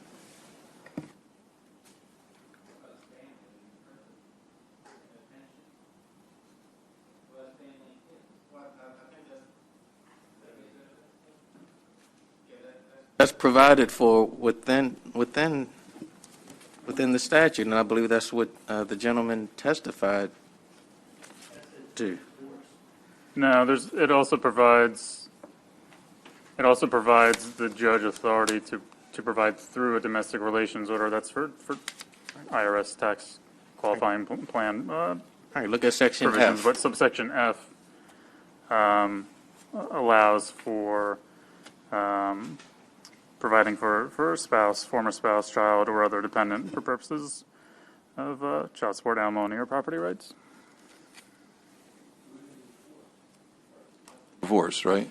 And the divorce would have to be before the imposition of the No, punishment? or no, could it be divorce will be a separate process. There's two ways. There's one is through divorce.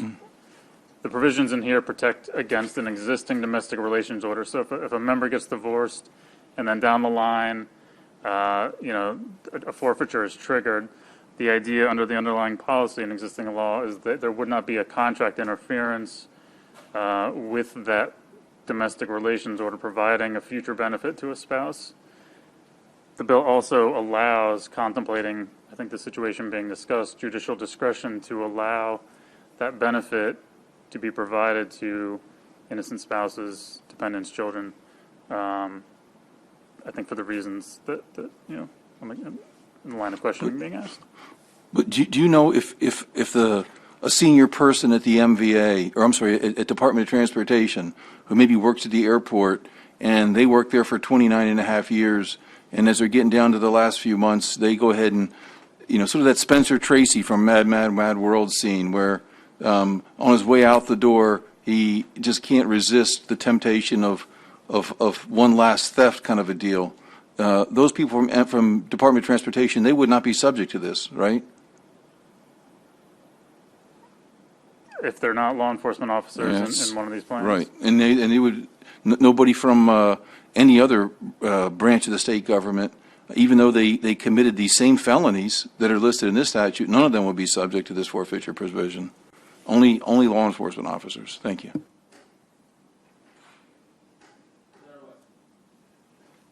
Thank you. I'm still trying to read through this language, and you'll have to excuse me because what I know about pensions can be inscribed on the head of a penny in 10-point type. So I'm looking at the top of page 4. What did I do? A page number on here. Why is there no page number? Wouldn't be a page number because the reprint inserts it into the existing bill, so since it's a large chunk of Section text. 40-202A, this subtitle applies to an individual who, B, this subtitle does not apply to any service earned before October 1, 2021. So does that mean that if an officer who is approaching retirement this year commits one of these acts, qualifying crimes, that officer's pension earned before October 1, 2021 could not be impaired?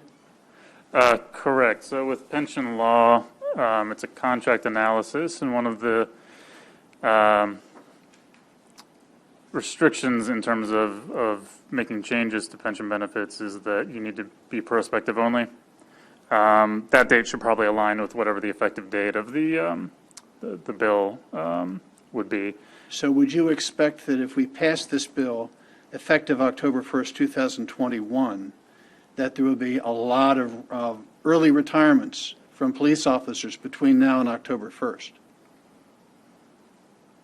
I can't comment to that. I mean, to the extent that they have not committed crimes, it wouldn't apply to them. So I don't know that would factor into the decision on when to retire, other than the normal instances for deciding when to retire. Well, if an officer wanted to make sure that his pension and benefits would not be eviscerated, it would be best for him, would it not, to retire before October 1st, 2021, if we should pass this bill?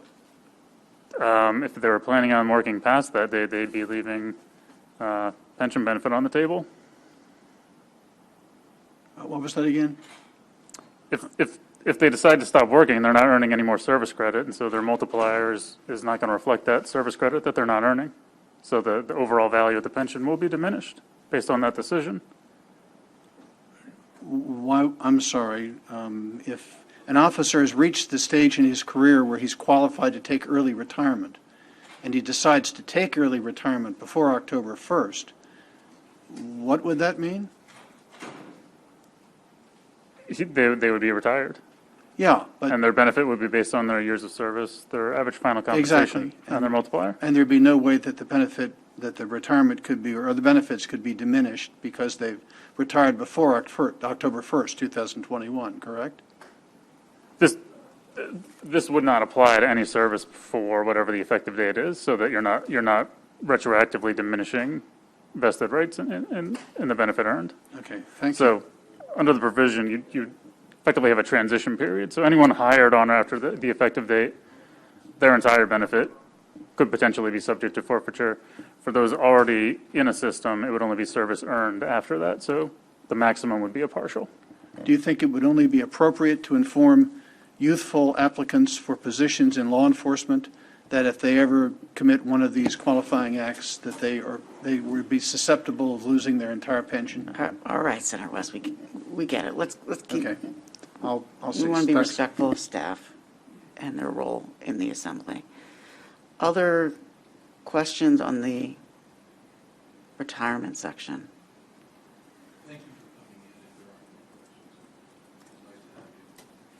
So I guess I'll just ask one as we await the chair. So everyone's kind of been working under the assumption that this is a shall, not a may, but I'm having difficulty, it's such a dense section, where the shall is, where the operative shall is. So the shall will be in,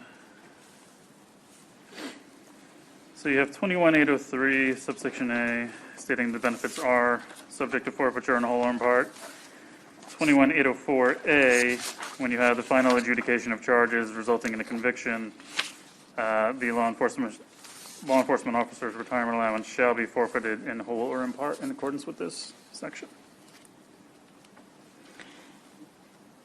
And it sounds like the final adjudication is the trial court, in other words, if Correct. And that includes what, if the person is free, in other words, out of jail pending an appeal, the clawback begins even as that appellate process takes place? The forfeiture would be triggered by the trial court decision. There are provisions in here as well as in existing law that will allow for the forfeiture to be unwound so that if the individual is ultimately acquitted on appeal, any benefits that they would have been entitled to would be restored. Is there a provision to allow for the judge adjudicating this to stay the forfeiture pending an appeal? No, it's a shall. And has this process taken place for a constitutional officer before? Not that I'm aware of it. It's only been applicable to them since 2019. Got it. This is a tough question, and you don't have to answer it, but do you have a sense of how long this adjudication might take? Which is, you mean the?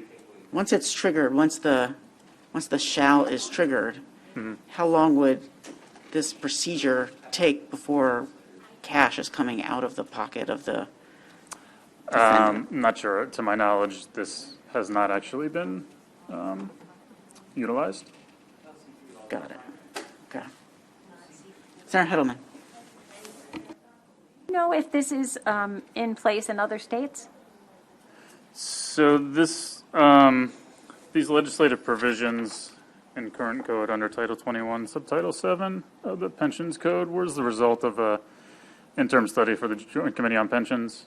And so we did review forfeiture provisions to the extent that they were in place in other states and kind of found the common denominators in developing these provisions. So many states, varying specificity for certain features of the procedural aspects of implementing a forfeiture. When talking pension law, I often describe that the easier it is to describe the topic, the more complex and detailed the actual provisions I'm having are trouble going to need to be. hearing you. I'm sorry. I'm having trouble hearing Sorry. you. Okay. Often with pension law, the simpler it is to describe a concept, pension forfeiture, you lose your pension, the more complex the provisions are going to be. So when you look at other states' forfeiture provisions, they may not include all of these, but in surveying the other states, you'll find some form of these.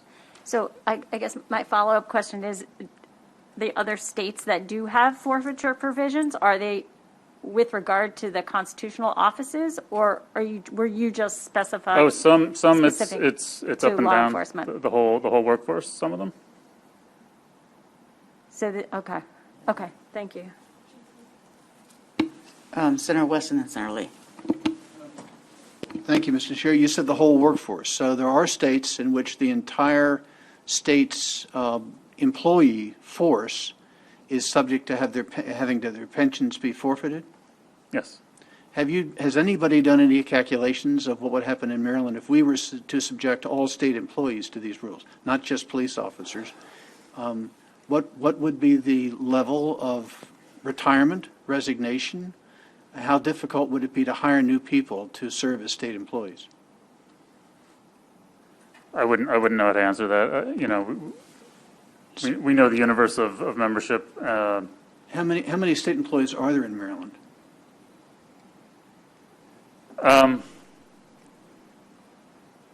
I believe the state employment, I want to say it's somewhere in the 80,000 range. But when you're talking system membership, active vested retayees, I think it's somewhere in the 400,000 range.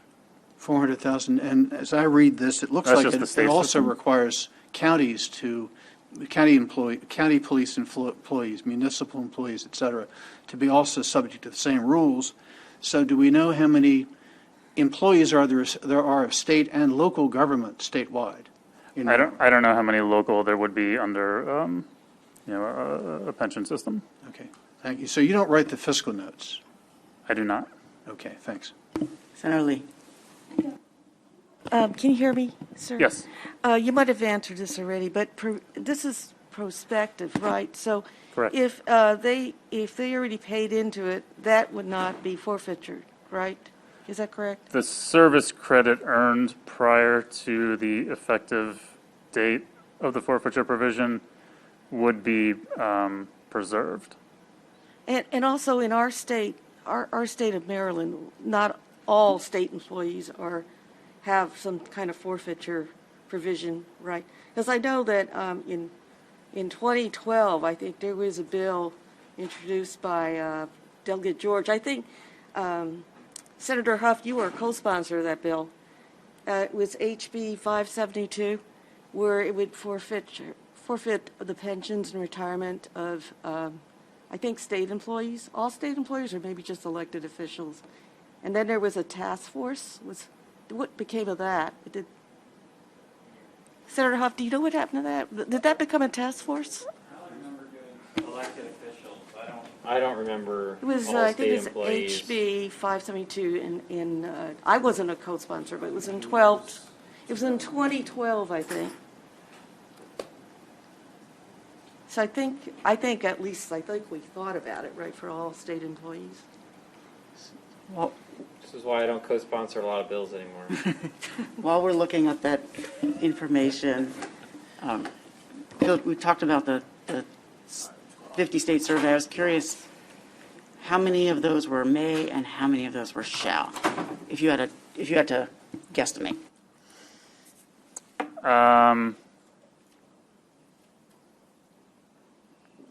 I wouldn't know that particularly. I know that when dealing with something like pension forfeiture, certainty is always preferred. So, for instance, the triggering event, the crime, I'm not aware of any that are not a criminal conviction as the trigger. That's a certain event. I'm not aware one way or the other of whether, other than, to the extent of the amount being forfeited, I don't know if any, on the question of whether there would be a forfeiture, any of those are a may versus a shall.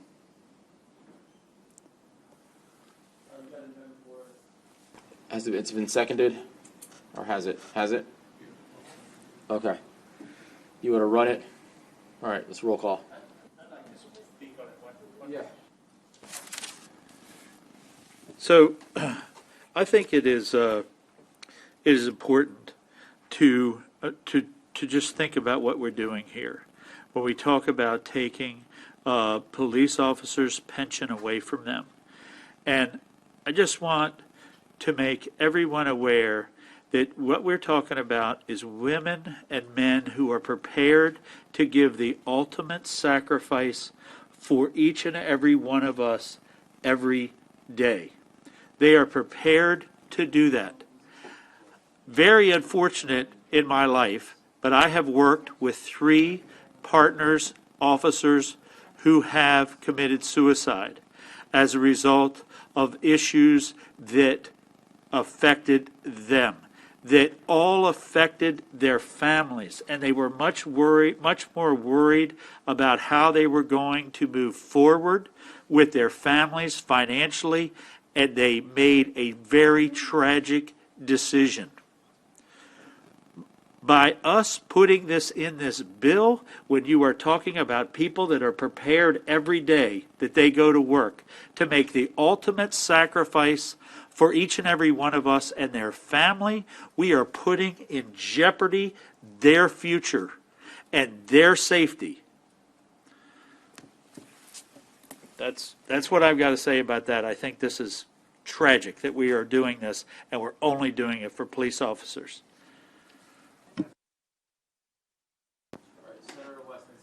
Okay.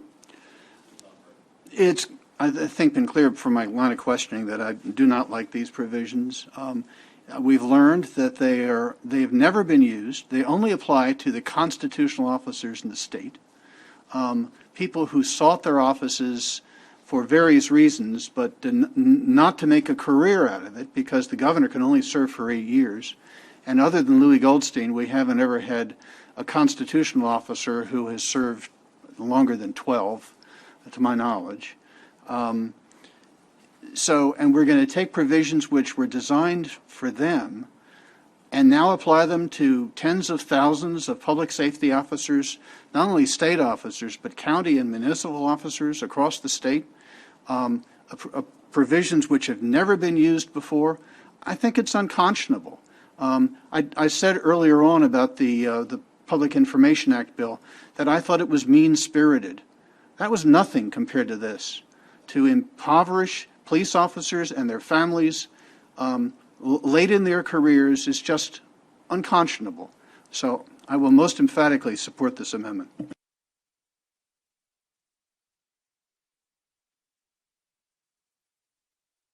Here's my question. We never had this in a Senate bill or a hearing on it or anything, right? This is all House language? That's right. And actually, this amendment differs from how the House bill initially came in. Can you explain, just wave tops of the differences, please? Yeah, so the House amendment seemed to be drawing from some of these statutory provisions, but left a number of them out in terms of the administration of the bill. I think probably the main difference of the House provisions, it was a may, and it could also be triggered by a disciplinary proceeding. These provisions are tied to the particular criminal convictions as defined in qualifying crime. The House provisions also had some language about a member's accumulated contributions. That's their money that they're putting into the system. Those are not part of this, under this with the model language. Those are protected as property of the member of the system, so they are still entitled to a return of their accumulated contributions, even if they're subject to forfeiture.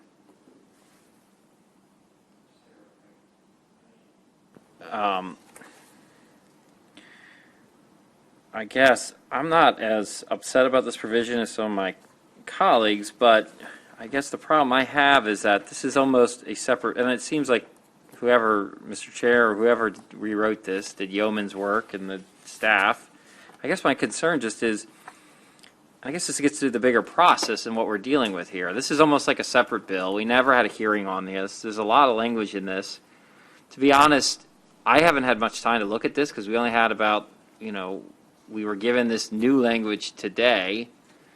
And so, other than about an hour of a break, I went through and went through the bill as much as I could. But I'm just going to vote no on this, just because it's just the process of this that we were asked to. We were given this House bill that was rewritten this morning, and then asked to redo it. A lot of this we never had a hearing on, and so I'm just not sure in these many pages. There's not something I'm missing in here that's wrong. So I'm not going to vote for this pension part. Or I'm going to vote for the amendment.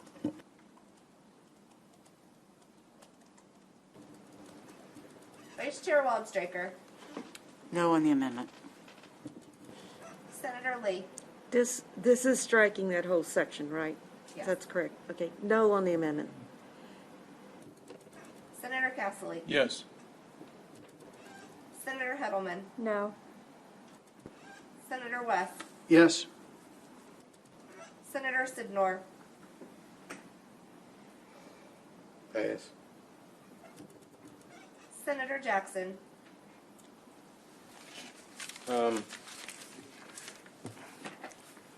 Pass. Senator Bailey, Yes. Senator Carter, No. Senator Huff, Yes. Senator Sidnor,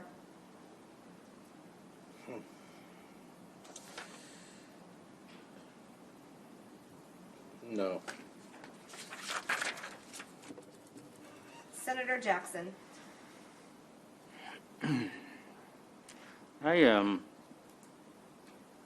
guess I'm going to explain before I vote. I'm looking back on page 22, where we have and maybe I'm wrong, maybe I'm right, but I'm seeing that we have, while we got rid of the elevator, we have gone upwards to $890,000 for an intentional violation. And I'm sure that is a qualifying event, as defined when we're talking about pensions. So we're talking about $895,000, and then we're talking about a pension that someone has worked for, and a person who has lived through and worked for and negotiated for a pension. I'm finding it's very difficult to vote to support this. And I do believe that there are levels of accountability. And I'm not sure if this amendment will get me where I need to be able to digest it or not, but I know this provision doesn't get me there, so I'm really not sure how to vote for this. So.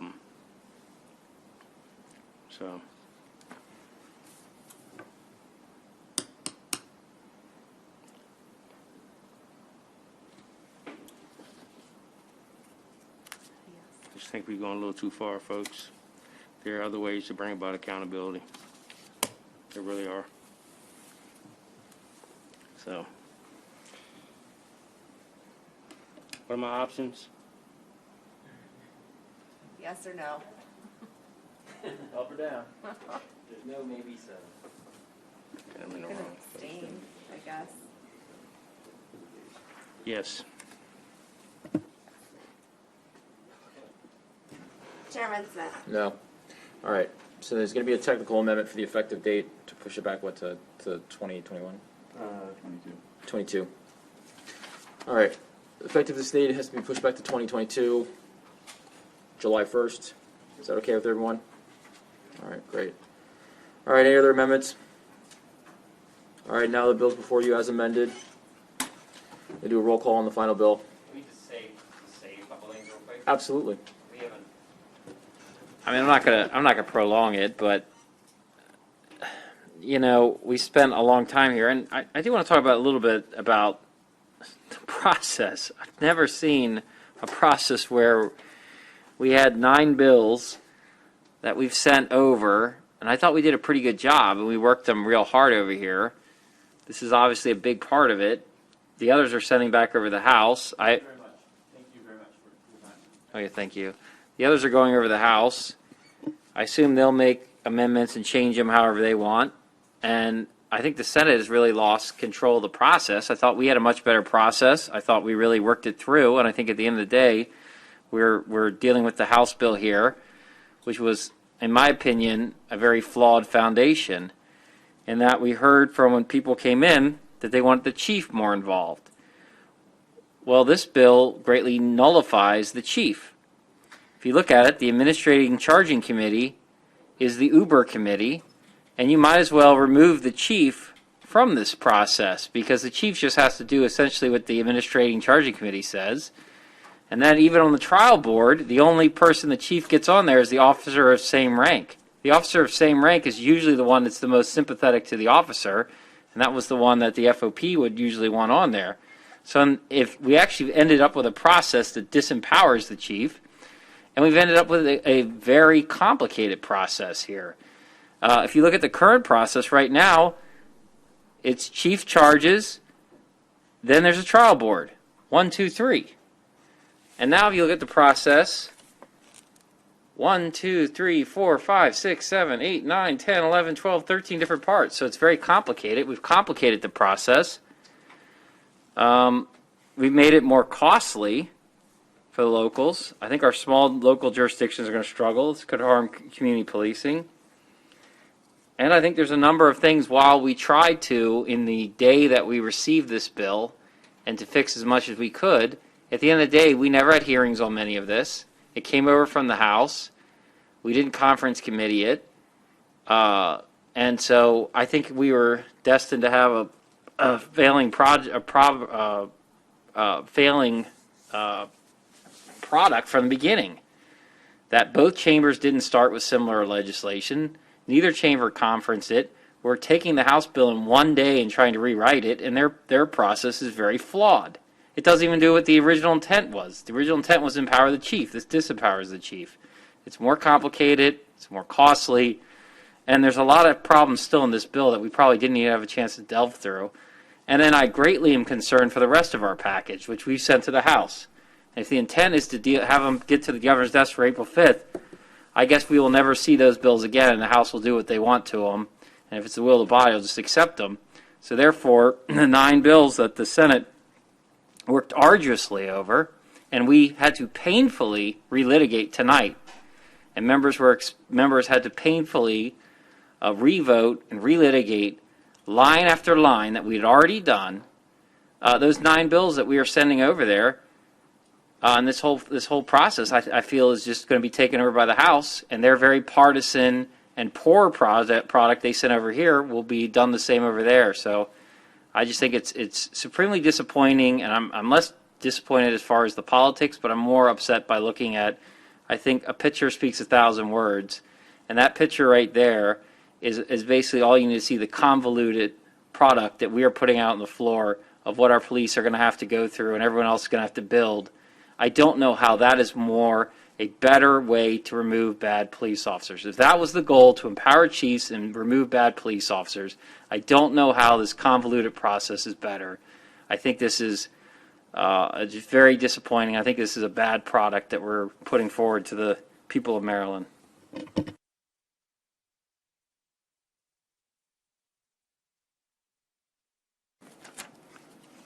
Thank you. I find this a really disappointing bill.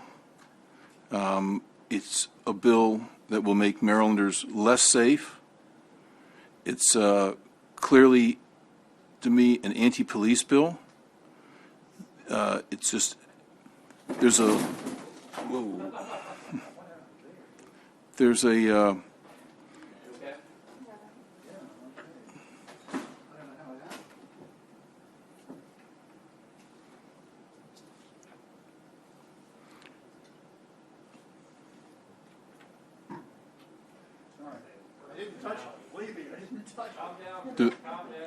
The bill doesn't provide for the improvements in police accountability that the advocates sought. I think it actually is a step backwards in police accountability. And as I watch a lot of the hype around this bill and others on police accountability, there's a fallacy that the crime we're seeing, the record crime rates in this state are caused by bad policing. I've heard senior officials say that. And the challenge of being with policing is that it's very difficult for a profession to deal with the levels of crime, social decay that the officers are required to deal with and come out of it unscathed. And if we really want to have improvements in policing, what we need to start with is reducing the crime rate.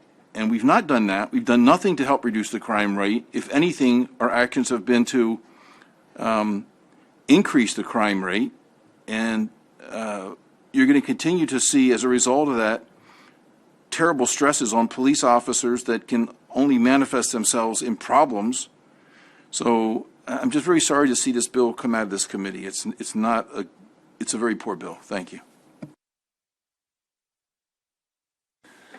Thank you, Mr. Chairman. I want to echo what I've already heard and then add a little more to it. What's happened today represents the capitulation of the Maryland State Senate to the Maryland House of Delegates. Clearly they've won, and I have no confidence that they will treat the other bills that we produced any more fairly than this bill. It's a shame that the two institutions have not figured out how to work together, but rather, because the Speaker of the House has indicated this bill is her baby, the Senate feels like we have to lie down and let her roll over us. It really is a shame, and I think that the members of this committee, all of us, have been put in a very difficult and frankly embarrassing position as a result of what's going on. Second point I want to make is I was so proud of the bipartisan bills that we passed in the Senate a month ago that this morning I sent out a very lengthy email to everybody on my list, proudly talking about how we had achieved a bipartisan consensus, and the Maryland State Senate was working in exactly the way that people should expect us to work. Now I'm going to have to send out another email saying I was too early, I was premature, because everything seems to have collapsed. Finally, so the bipartisan consensus that we achieved clearly is not going to obtain when this bill comes to the Senate floor. I can guarantee you every member of the minority party will be opposed to it, and some of the members of the majority party who are in touchy districts will be put to a very difficult decision. Finally, the effect on policing in Maryland. I'm absolutely I'm already informed that large numbers of police have vowed to resign or retire early as a result of what they perceive we have done. As my email this morning tried to suggest, I think their perception up until this point was premature and unwarranted. After this, that will no longer be the case. I fully expect to see the large numbers of policemen who are late in their careers, who are the most professional officers, taking early retirement. I expect to see large numbers of mid-career officers looking for jobs in the private sector and getting out of policing as quickly as they can, especially before October 1st or whatever the implementation date is in this bill.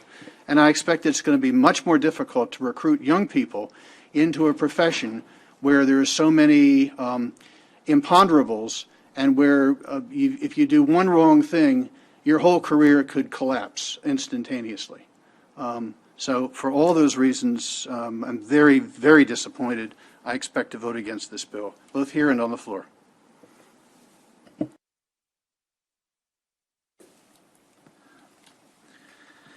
Thank you. Very emotional topic for a lot of people. I appreciate when we first started this, how bipartisan it was and how we worked back and forth. But there are members and people outside this body that influenced what happened here.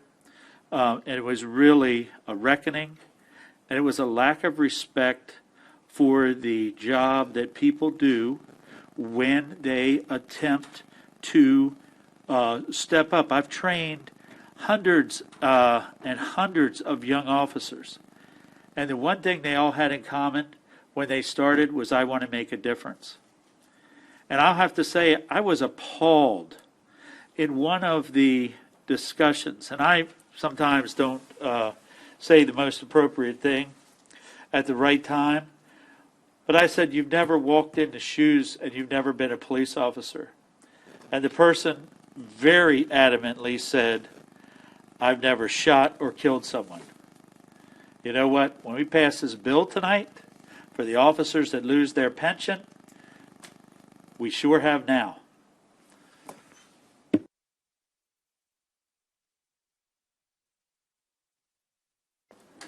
Vice Chair Wildstreicher.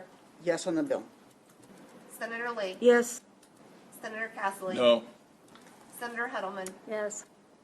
Senator West. No. Senator Sidnor. Yes. Senator Jackson. Yes. Senator Bailey. No. Senator Carter. Yes. Senator Huff. No. Chairman Smith. Yes, that ends the voting session for the night.